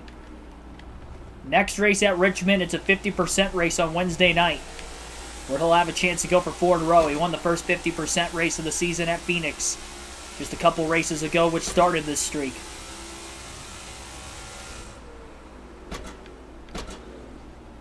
He's finished in the top 5, all but the Daytona 500, in which he finished 17th at the start of the season. Definitely his worst race of the year. Not only finished outside the top 15, but also didn't get any stage points. Harvick closes on Suarez. Gets to him. Not close enough to get around him yet.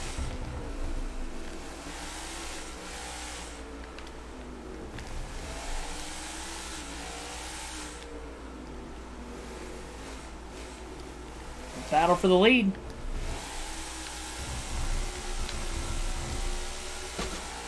Harvick with a run on the 99.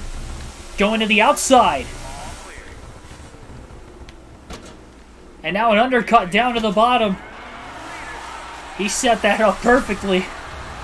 Let Suarez carry the speed on corner entry just a little more with him having the inside lane, and Harvick was able to arc it off perfectly and quickly gets back to the gas off the exit.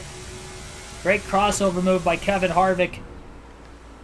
And he has his first lead in the final stage on lap 4 of 38 in the final stage, and lap 34 of 68 total will be halfway home when we get to the start-finish line this time by.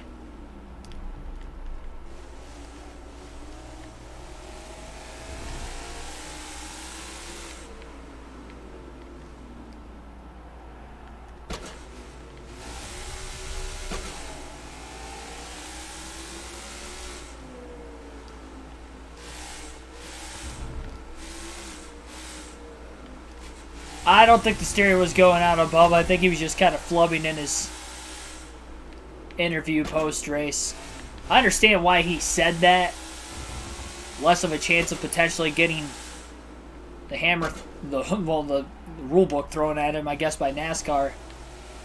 Because he didn't admit to it. Suarez got a little time back the second half of that lap after Harvick made the pass on him, but once they get into the S's this time, I think Harvick's going to really start to pull away. The only lap he led through the first two stages was that final lap of stage 2 in which he won on the last lap pass. That's just the second lap he's led all day today.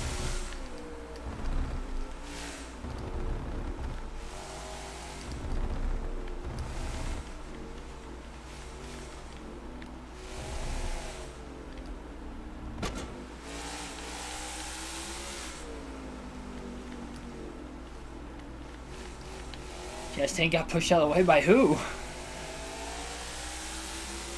I don't know what you're talking about.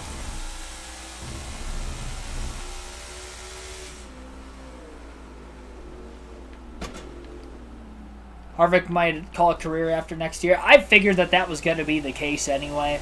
I knew his contract was up at the end of next season.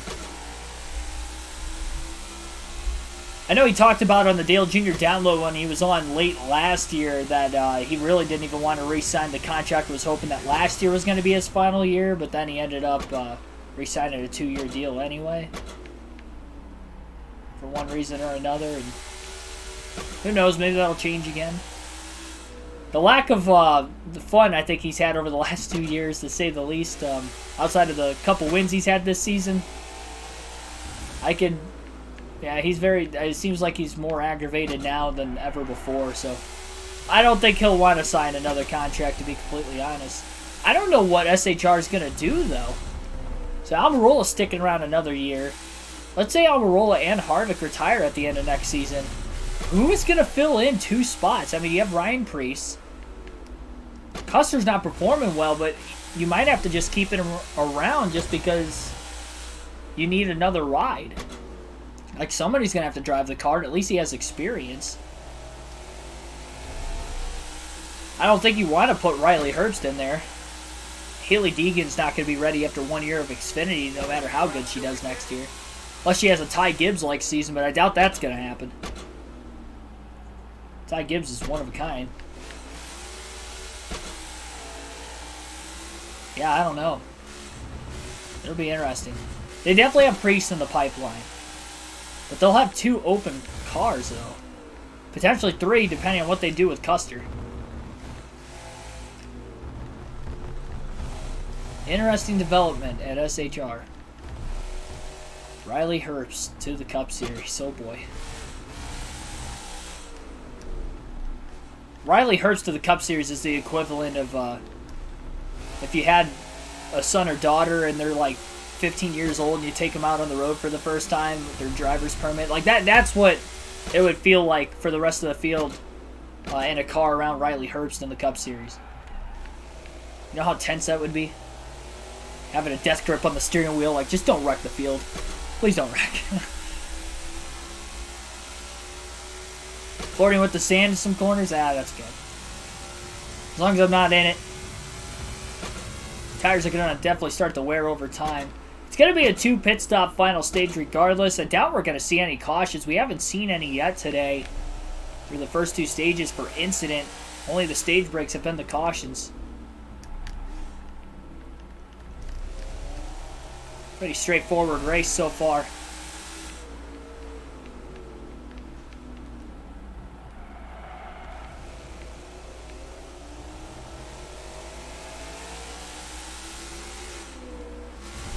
Two 2-1 already?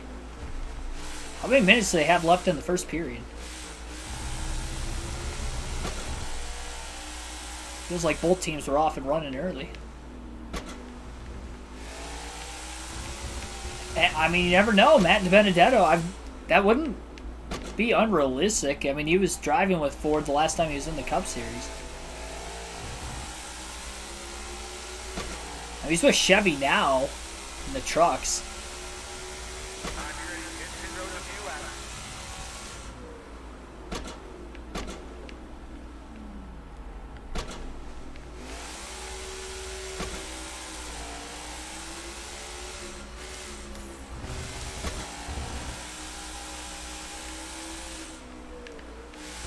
Going to be a 4 pit stop race total today. Pitted at each of the stage ends, and then he's going to have to make 2 green flag stops in the final stage. Just going to have to hope that the pit crew is not going to be extremely slow, really. Harvick will have a pretty good opportunity to go for 3 wins in a row. What a points day, too. 59 points. Second in the first stage, 1 stage 2. And 6 playoff points to go along with it. That would give him 18 playoff points already in the first 6 races of the season. It's quite a bit. 3 stage wins and hopefully 3 race wins.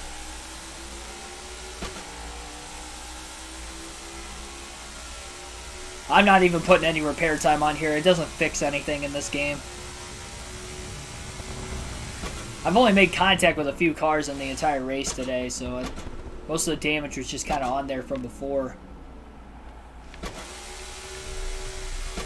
Sure, Assassin86X, also welcome to the stream. I didn't shout you out when I saw you in the chat earlier.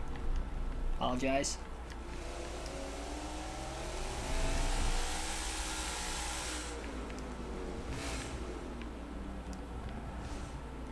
Yeah, hopefully we don't have Harvick's pit crew from Bristol. You're right.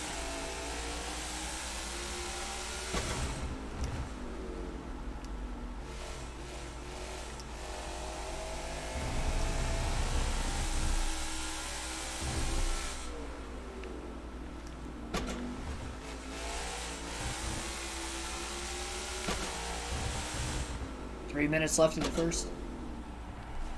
Yeah, I'll probably miss the second period, I would have to assume. Most of it, at least.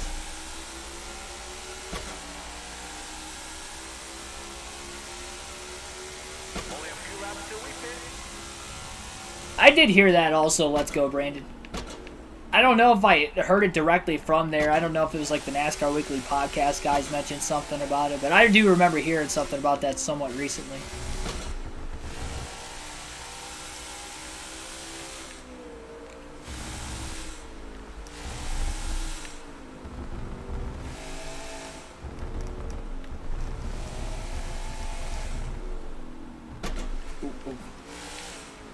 Back in the gas a little too soon there.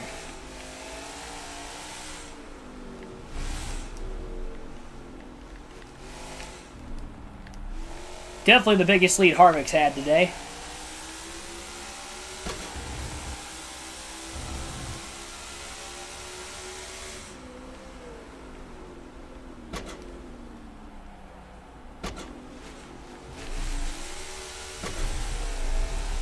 Fuel gauge accurate? Yes. Well, it's not accurate as far as like how far you could go in real life.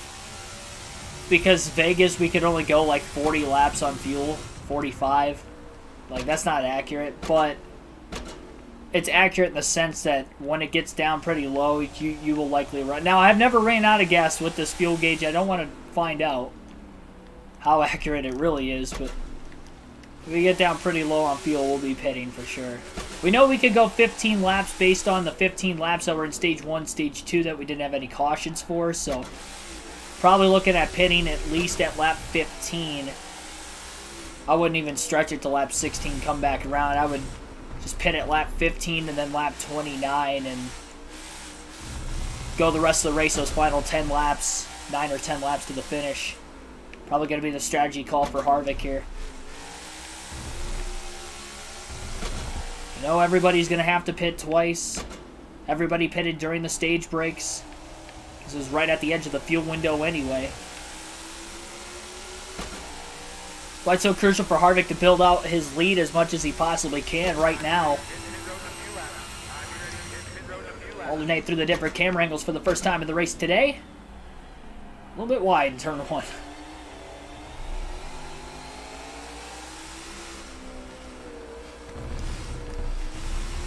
Curvatures. That's going to live with me forever, isn't it? I'm just going to start saying, like, random things that seem like they'd be real whenever I'm commentating the races, both on the game and the real races going forward. That's what I should do.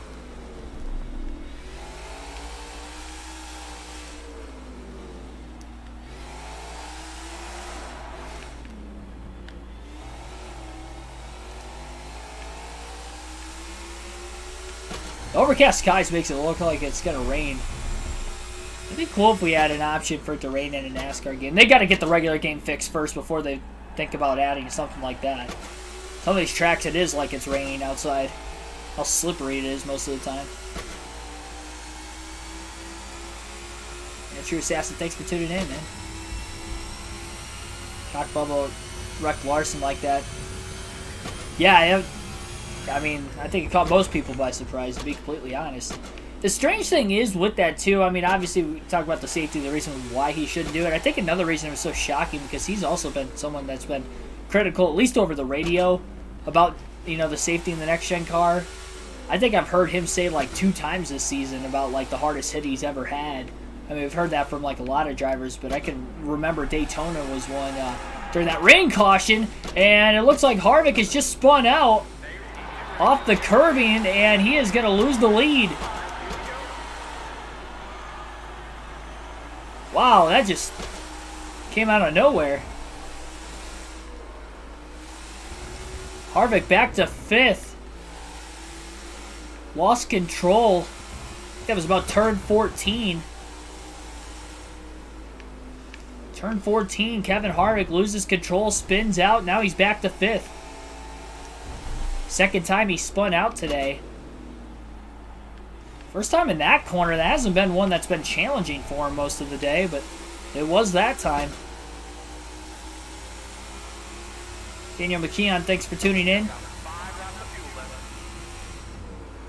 Make up my own terminology. Yeah, there we go.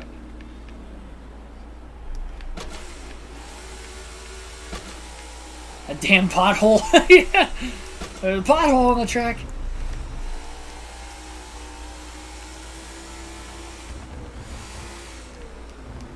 He's got to run on Cindric here. Pulls it back in on the deuce.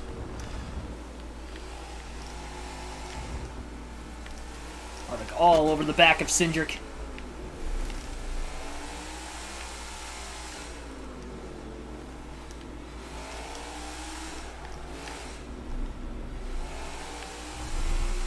Cindric trying to slip back away though.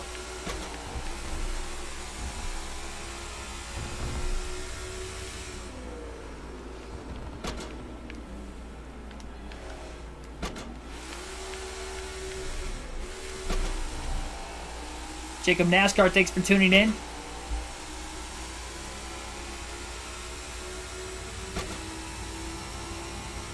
How is it in the game? I mean, it's fine. It feels like the car slides around a lot more than NASCAR 21 side of things with the next-gen cars. It feels more slippery. Well, I mean, we've had competitive racing today.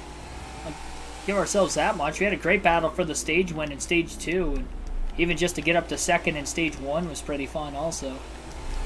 Now Harvick has burned his tires off after spinning the last lap and trying to play a little bit of catch-up right now. Right in that corner he spun out, turn 14. Very, very interesting one to say the least. Not one he has struggled with all day.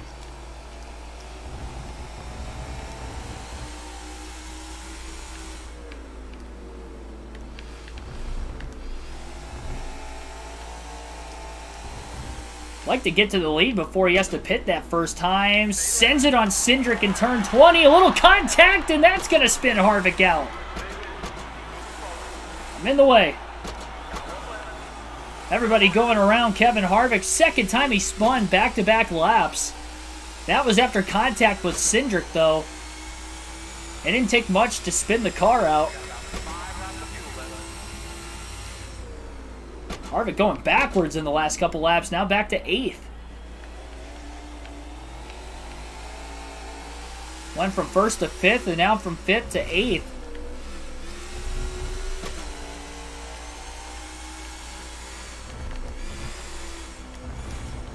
Closing on Bell. Jeez. Almost got into him. Talk about a quick closing rate. Harvick had one on Bell there.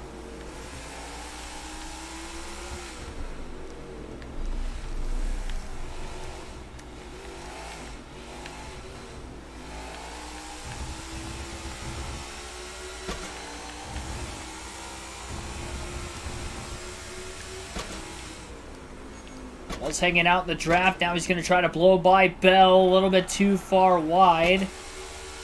And Bell's going to cross him back over. No, it's going to be a two-stopper. We'd have to go, what, about 17? No, even 17 is not enough. Yeah, there's no way we'd make it on two stops. We'd have to go 19 laps. I think 15, maybe 16 laps is about as far as he could go. Contact, Harvick got into Bell. Bell got loose, held onto the car. Harvick's still going to make the pass for position.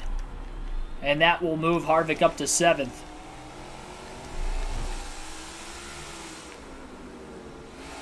Michael McDowell still having a good run in 6th. You know him to be pretty solid on road courses. Get Bubba to take Bell out.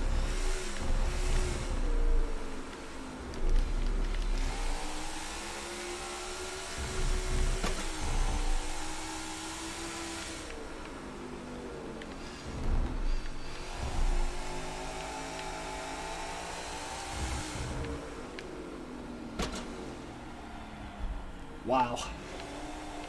A little too hard in turn 20. Harvick spun out 3 times. Twice in turn 20, once in turn 14. The second time he spun out in turn 20, though. My goodness, I think I've just chewed these tires up spinning twice. I can't get the car to rotate.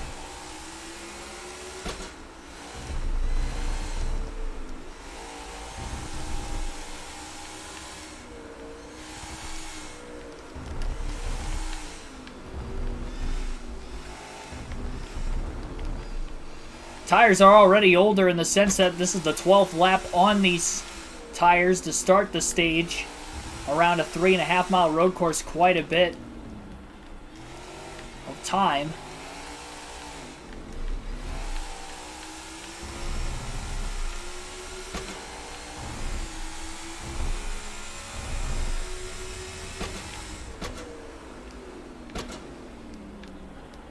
A lot better trying to back up turn 11 that time.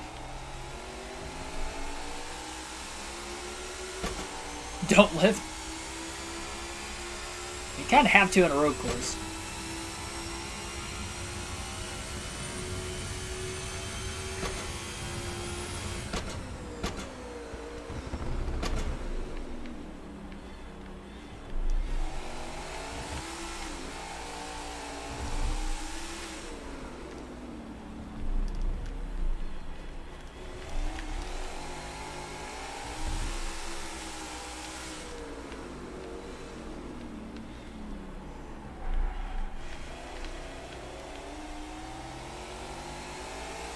Daniel Suarez, by the way, was the driver who was able to get back to the lead after Kevin Harvick spun the first time in this final stage.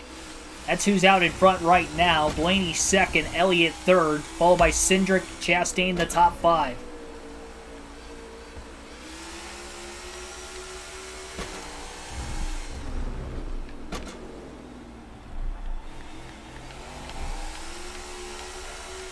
Man, just about wiped out again in turn 20.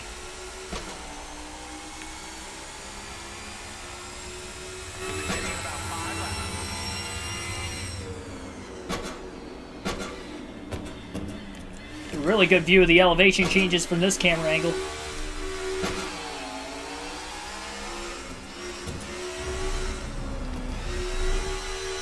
I will say it does sound more like a sports car too. From the inside of the race car, the cockpit view in this game.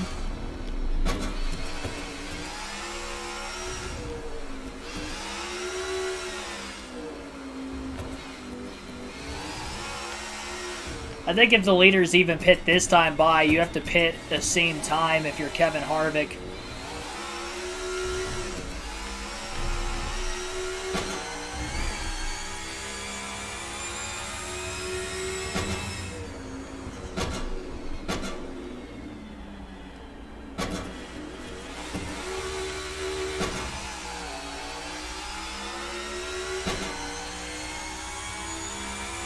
Like you look like a road course clown.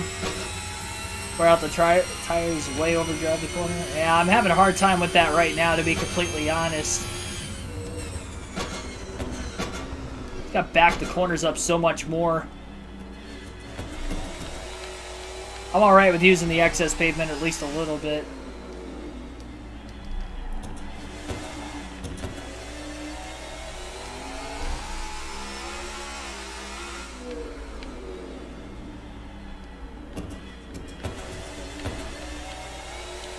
Really hear Harvick feathering the throttle quite a bit.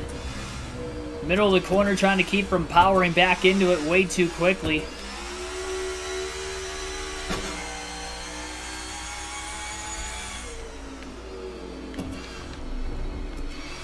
That's too tight of an angle into turn 19 that time. Field staying out. Expected them to. Harvick a little wide in turn 20. Turn 20 is probably the kryptonite corner right now for Kevin Harvick.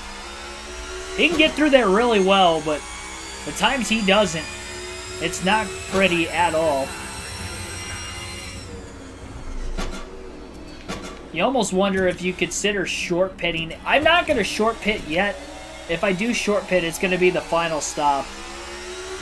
Try to get some of this track position back.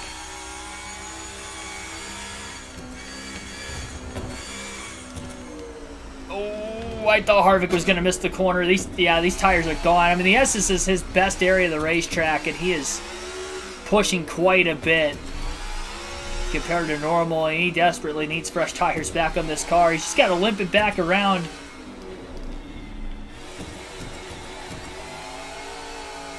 Go really one more full lap after this one before hitting pit road. So easy to get knocked out of rhythm on a road course, too. And it takes a few corners to try to get it back when you make one simple mistake, even if it doesn't look like you actually make a mistake.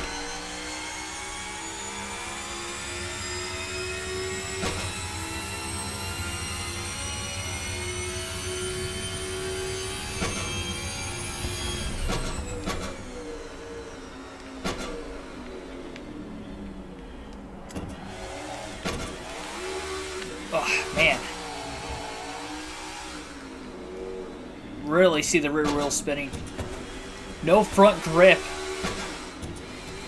Try to keep that car stable on not so much corner exit, but just when he's trying to get back to the gas once he gets all the way to the exit of the corner.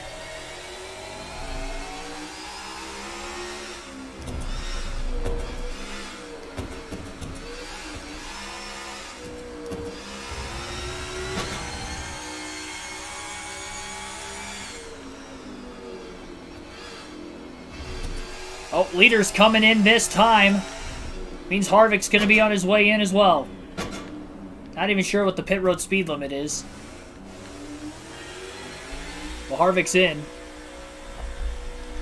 4-tire stop, no adjustments. Everybody inside the top 5 all pitting at once. Even Harvick back in 7th place as well, already on pit road. Gonna need to be a fast stop by the 4 crew.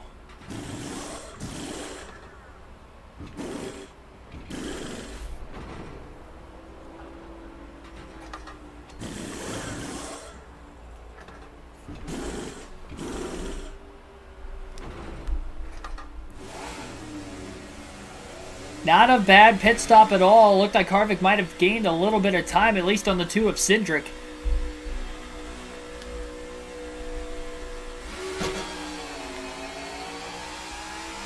Watch out for oncoming traffic as he works his way up to speed. Well, Harvick's got fresh tires. Now he can really attack.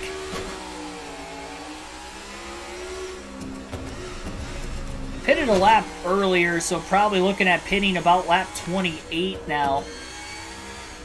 Maybe even lap 27. At the furthest. That's the stage, lap 27. Goodness. Driving worse now than what it was when I was... I've got to blame it on being cold tires. My goodness. Surprised Truex didn't get around Harvick through all that. He's trying. Harvick throwing a block or two.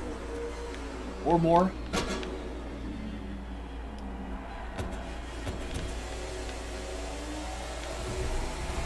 Truex gonna pull alongside Kevin Harvick. Now Harvick's struggling.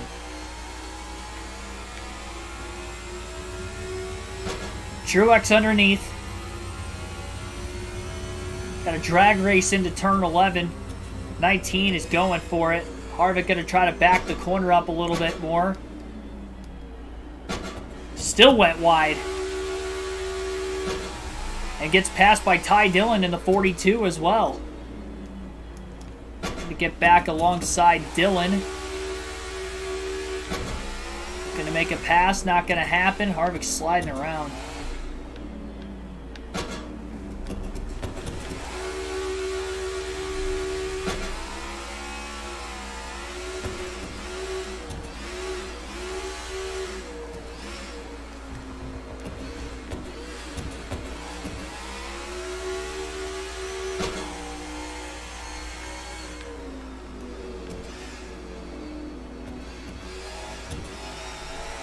Ah!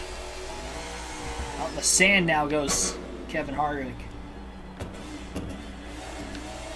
Costly mistakes. This car does not feel right.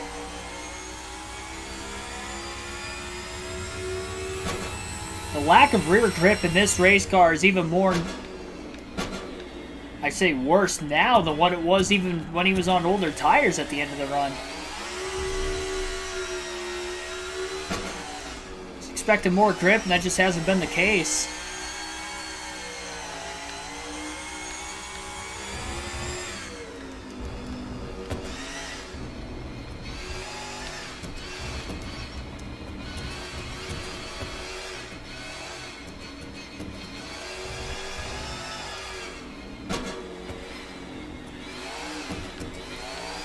It's amazing how much Austin Cindric is pulled away from him as well.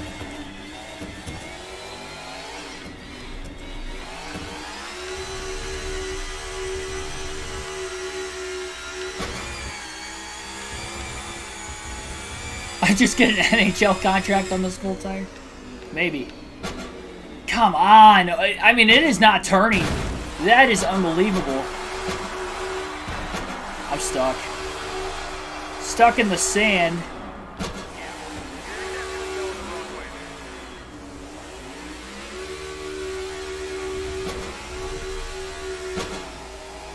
I don't know what's going on with the race car. That was the first time I made a green flag pit stop in this race, but this is the worst the car has felt, and there wasn't even any adjustments that were made.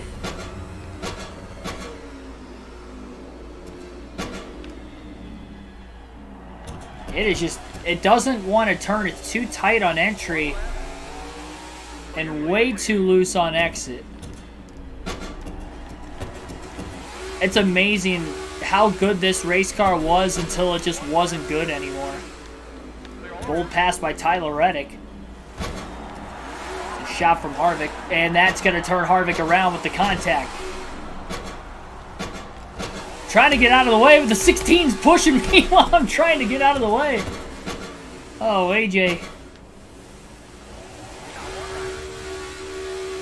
Right back in front of Cole Custer.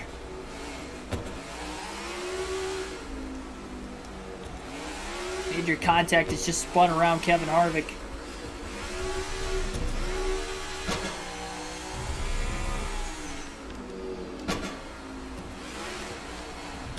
Look at this. I mean, I'm having to drive it like a sprint car. It's so loose when I'm trying to get back into the gas. This is insane.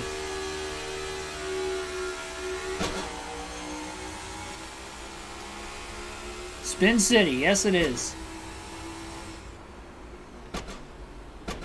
Harvick doing about as good as he possibly can with this race car right now, and it's not good at all, really. Got one left. Hey, look at this. Logano has to go so far wide just to get by Harvick. Harvick was sliding out so far. Got to get back by the 22 in the S's. It looks contact. Never mind. I mean, it's like spinning out when I'm not even on the gas. Look at the rear tires. Look at the rear tires on the tire wear indicator on the lower right-hand corner of the screen. It's almost like the rear tires never got changed. Did that actually happen?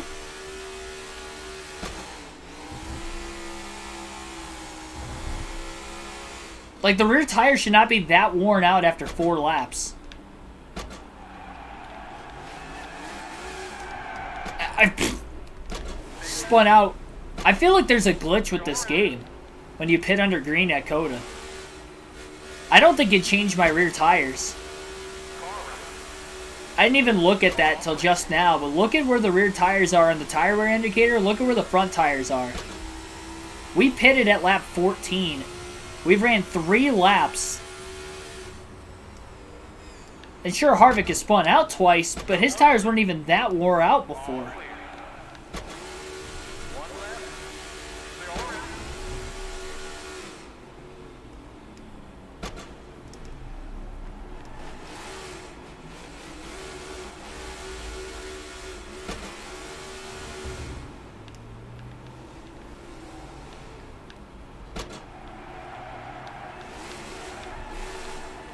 Not on track. Offline, which is slick. I don't think that that's the case, though, because it was like this from the time I got out of the pits. Like, I have no control over the car anymore, really. Just because of how loose it is. We're going to have to pit soon because our rear tires are shot. I'm sliding around so much right now. No grip. Oh my goodness, Larson just got hooked.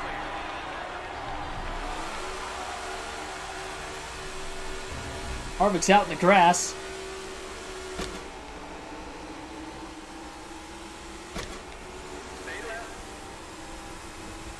I don't even know if the rear tires are going to make it. Another lap.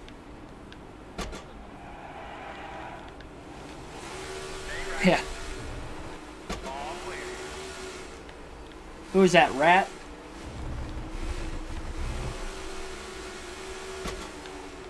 Rounded round. This is just... I thought Harvick had a win in the bag. And this car is not what it was in those first 2 stages. Really, even the start of stage 3 was so good. But for whatever reason, I came off of pit road. And this car has not been the same. I can't keep it on the track. It is so loose. We spun out a few times. I mean, Larson just spun out and he's already catching back up to us. Look how many cars are stuck behind Harvick trying to get around him right now.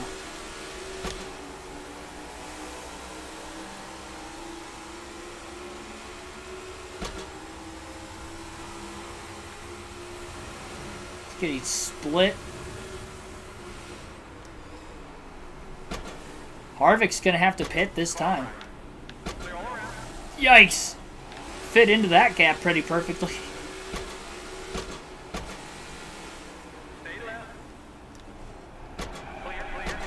Byron just drove through the grass to get around me. It's not even fair. Oh, I get back into the gas and it just shoves me off into the... This is insane.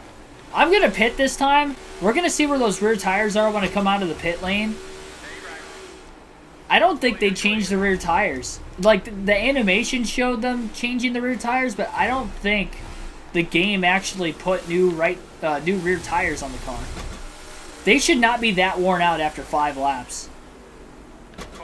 Literally, we pitted 5 laps ago. And Harvick's going to have to pit again, which means he's not going to make it on fuel to the end of the race from here because we still have 20 to go. But he is all the way back in 37th. Harvick is in the pits. 55 miles per hour is the pit road speed limit. I think we found a glitch with this game at COTA, which is very unfortunate. Again, that was the first green flag stop I've had, so I never ran into that glitch before. It's a good thing Harvick scored all the stage points he did today, but it's unfortunate too that it doesn't look like he's going to be able to get 3 wins in a row now. Probably going to go near... I don't know if we're going to go lap down or not, just because of how big this track is, but... It's possible. Okay, so the tires have been changed. I want to see how quickly they wear out again.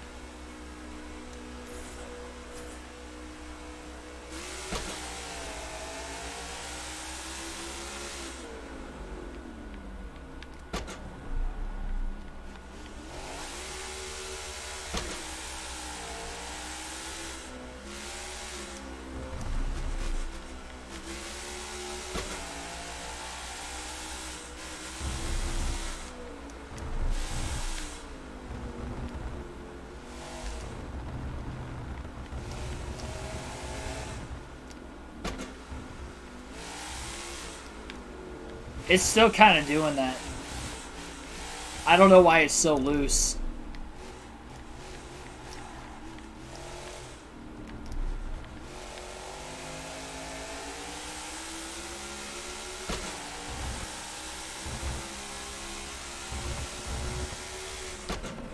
Harvick is back in last right now. Guys, it's just as bad as it was before. I don't understand what's going on with this car. I don't think it's me. I know I'm good enough on these games to know if it's me overdriving the corner on a repeated basis. I don't think I'm overdriving the corner personally. I can see the rear tires already losing grip, and I've only been on the track for a half a lap.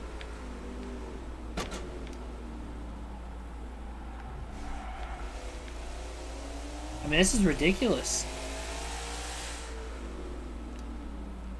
This has to be a game glitch that when you make a green flag pit stop at this track. Hopefully it's not going to be like this on every road course. But we make a green flag pit stop and I don't know.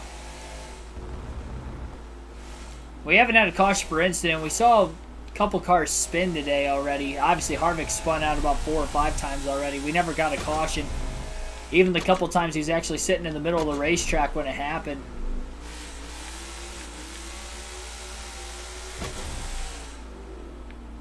He's got to make one more pit stop yet before the end of the race, which means he's going to pit 1 extra time versus... I have no control over the car, guys. I mean, by no control, I'm obviously able to, like, steer it and everything, but it doesn't turn in the corners like it was in the first 2 stages. And even before I made the green flag pit stop.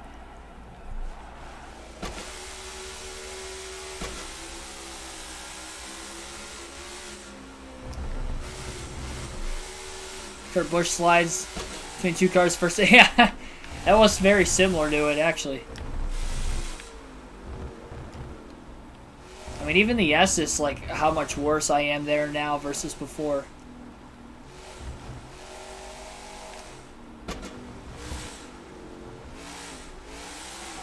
I think it's the game.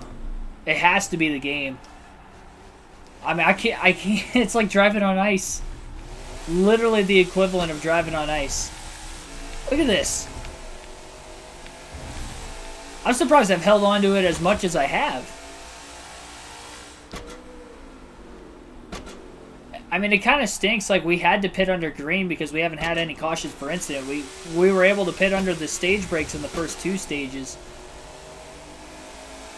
Yeah, we are a lap down because Eric Jones is in 8th behind me. I'm about ready to just park it the rest of the race. We only have 18 laps to go.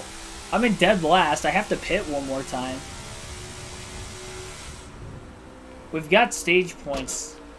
I really don't want to even do this anymore because the car is not... it's not right. The car was not handling like this. And it wasn't like I made a bad adjustment change because I didn't even touch anything adjustment-wise with the car. But this is ridiculous. I have fresher tires than these guys. Like, I should be pulling away. But the car just... I was out of the gas that entire time, by the way. That's the weird thing, too. It's acting as if, like, I'm not on the gas in the middle of the corner when I am. And it's still wanting to slide out from underneath me.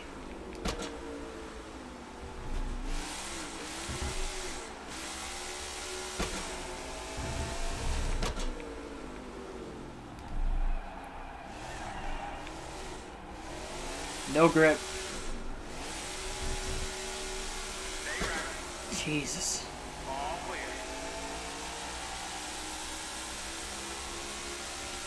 Well, you know about Watkins Glen didn't play long enough through the segments to take green flag stops. Gotcha.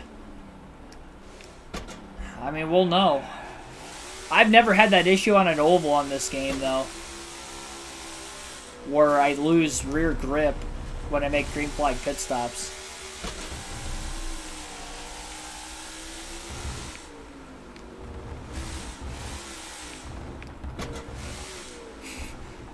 I just missed the S's, too. I mean, that'd be a stop-and-go penalty. I'm usually pretty consistent about it. I think I'm just going to park it. I think that's just going to have to end the stream, honestly. Because this is... I mean, it's not because I don't have a shot at the win. It's because I'm in last so far behind everybody else. And we're not going to get a caution. And we're slower than everybody else. It's not damage either because... Yeah, I don't know. It was just strange. Game glitches just costed Harvick the win at COTA, really.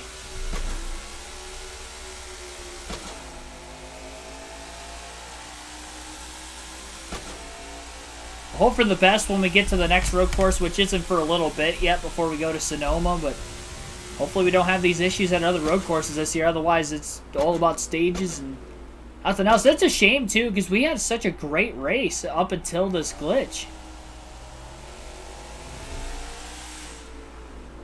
Stage 1, Stage 2, very entertaining. Even the final stage,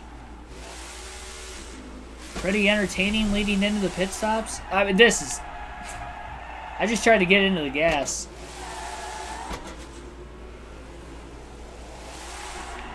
Got one left. Clear all around.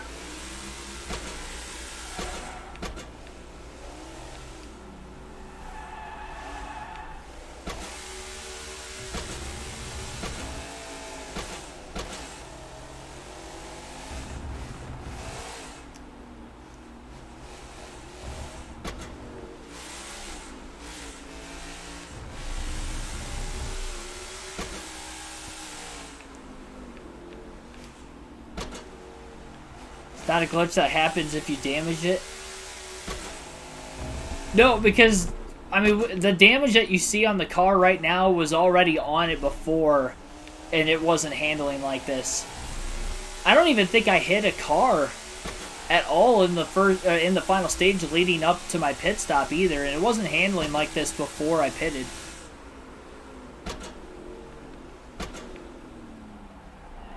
Like, it would slide around a little bit on the long runs, but not like it has been.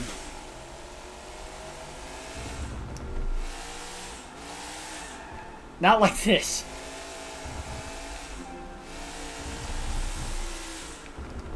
Yeah, I think we're gonna have to just park it. I was taking that corner at 90 miles an hour earlier, now I'm having to take it at 70. What a shame. That's going to go to show how hard it is to win races on this game, full races. The fact that we were able to get 2 early in the year means we're going to be locked in the playoffs if we have more than 16 winners. Because I raced aggressively? I don't think so. I mean, like I said, we didn't have this issue until I pitted and I came out of the pits. I thought it was because I was on cold tires. And I don't think that was the case because it's been like this the entire time since I pitted under green. And then I pitted under green again and the rear tires are falling off the car again. I think it's just an unfortunate glitch. And it might not even be consistent. I think it was just... I mean, I might go to COTA when we do our custom schedule season the second time around. And I might not even have this problem.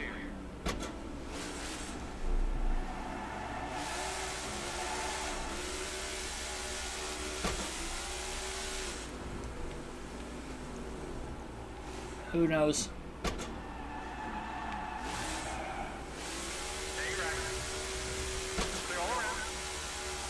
I mean, you can see the tire tracks too. When I'm getting into the gas, you can see the tire marks, like the rear wheels are just spinning and spinning and spinning.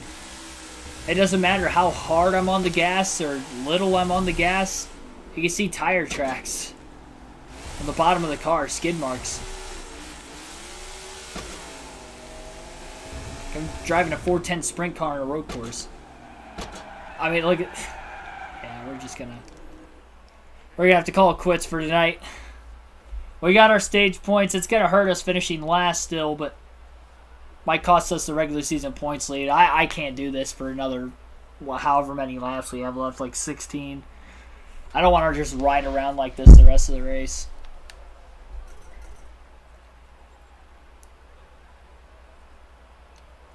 Happened to you 10,000 times? What, where you lose rear grip in the tires? I have stability help on too. That's what doesn't make any sense. It feels like I don't even have any stability help.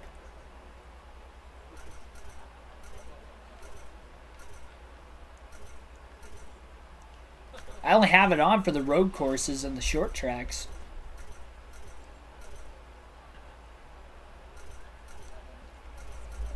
I don't know.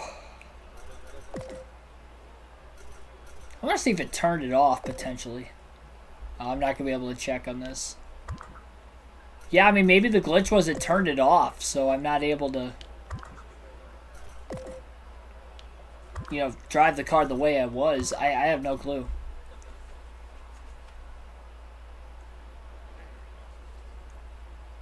It's happening because you were hitting cars a lot. Gotcha. Yeah, I mean, up until the green flag pit stop, it never did that for me. This entire race, the car's been fine, really. I mean, it's been fast, and I've been able to handle it. I mean, it was loose, but it wasn't that bad, so... Yeah, well, that's unfortunate. We'll have to restart the race. I already have the stage points in, so we need to get the race results. I'm going to have to finish last. I meant to back all the way out. We're going to get the finishing results to this race. Upon further review, I think Bubba was going to get suspended for pushing a NASCAR official. Did he push a NASCAR official? I didn't think he pushed an official. I don't know, maybe he did. I'd have to go back and watch that now that you mention that. Think it's a glitch, I'm with you. Alright, well, I feel a little bit better about myself that somebody else has been having the same issue. Yeah, it's the first road course I've ever ran on this game. And it was fine until green flag pit stop. I pitted twice under each stage break, never had the issue. And actually that final stage is my cleanest stage so far as contact. And I pitted and I had no rear grip after I left pit road. I pitted twice, in fact, and it was like that both times. What Larry Mack just said. Oh, yeah, I'd have to go back and rewatch that. I didn't see that, honestly. Of course, I was commentating it too, so it probably was easier for me to miss something. like that might have happened. All right. I don't know why I backed all the way up to here.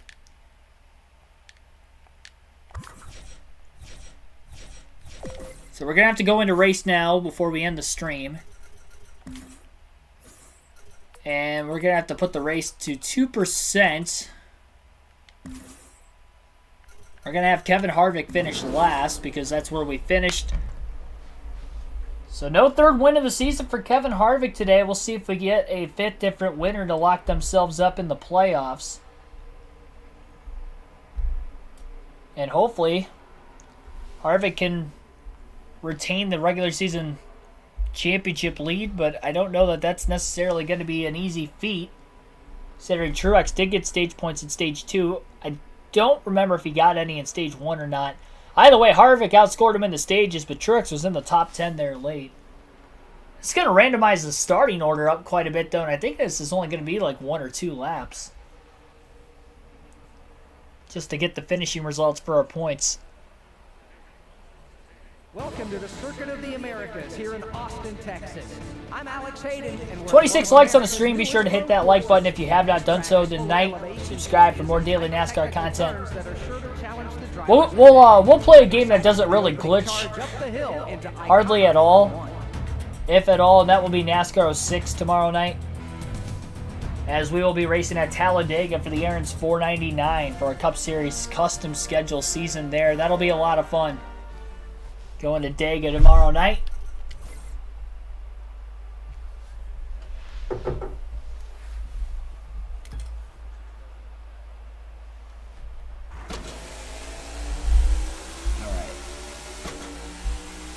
So it's just one lap to see who's going to win the race.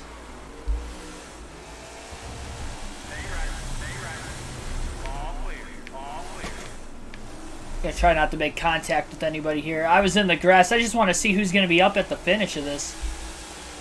I also want to see if the car is going to handle better now.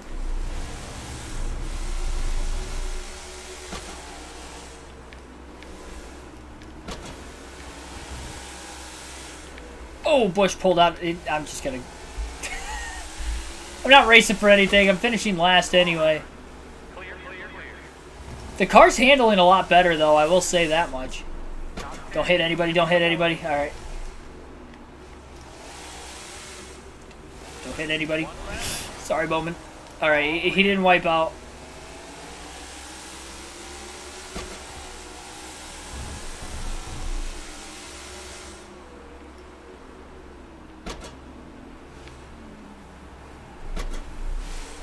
Yeah, the car's handling fine, even with, like, driving through the grass and everything. I have more rear grip. I think it was just a glitch when I made a green flag pit stop that I didn't have rear grip anymore. I just want to get up here to see.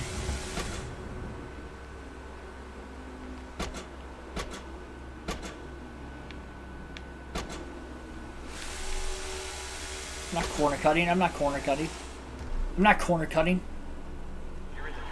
Who's corner cutting?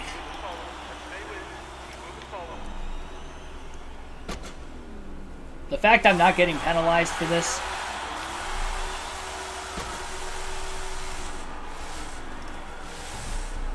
William Byron is actually the leader right now. Justin Haley in second.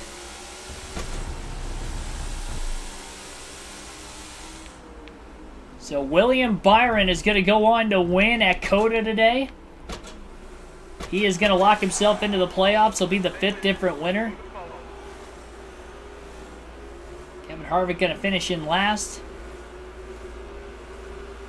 First DNF of the season. This is going to hurt the average finish, too. We had 4 straight top 5s coming into today. 19 stage points, but only 1 point for the race finish.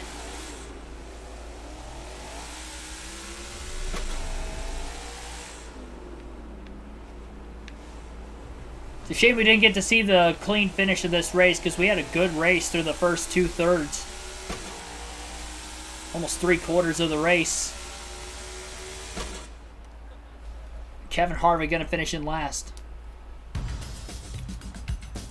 Better watch out, NASCAR already doesn't like Harvick. You're not wrong. All right.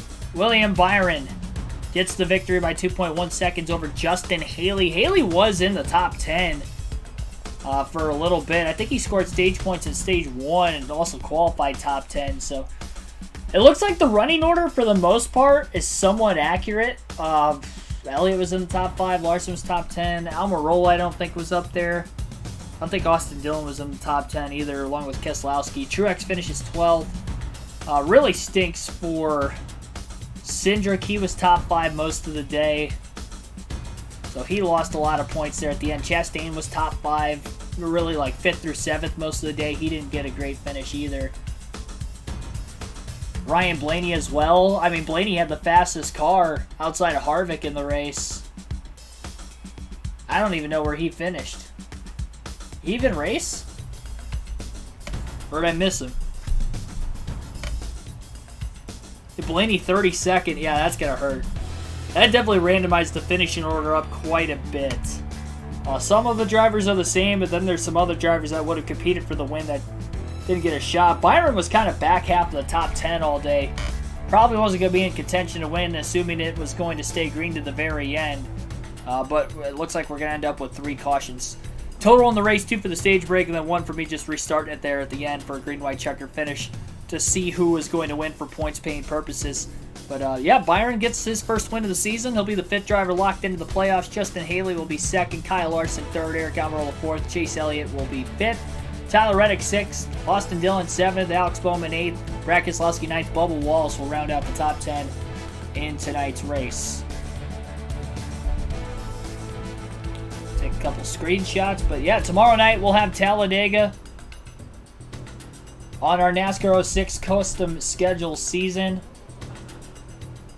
500 miles in that one. And I think that'll be a much... I mean, this was good racing when we had the racing, but up until that glitch happened, unfortunately, we ended up getting short end of the stick tonight with that. It happens with this game. It's nothing new. Hopefully it doesn't happen too much more. I will say it's the first time it's happened and costed me a bad finish this year. It's happened other times, and luckily I was able to come back at least get good finishes, except for Daytona, finished 17th. Outside of getting trapped a couple laps down because of cautions there, I mean, that was the only thing that costed me in the 500. Thanks for everybody tuning in, though. Needless to say, sorry it had to end like that. I don't think you guys wanted to see me run 18 laps anyway in last, fighting the car the way I was. When it's amazing, we went from one of the probably one of the top 2 cars in the field with Blaney and maybe even Suarez. One of the top 3 cars in the field, if not the best car in the field, to literally a last place car after we made a green flag pit stop. Didn't make an adjustment change, but had 0 rear grip in the race car the rest of the race. I mean, that's just insane that we fell back that far. Harvick DNF'd out of COTA.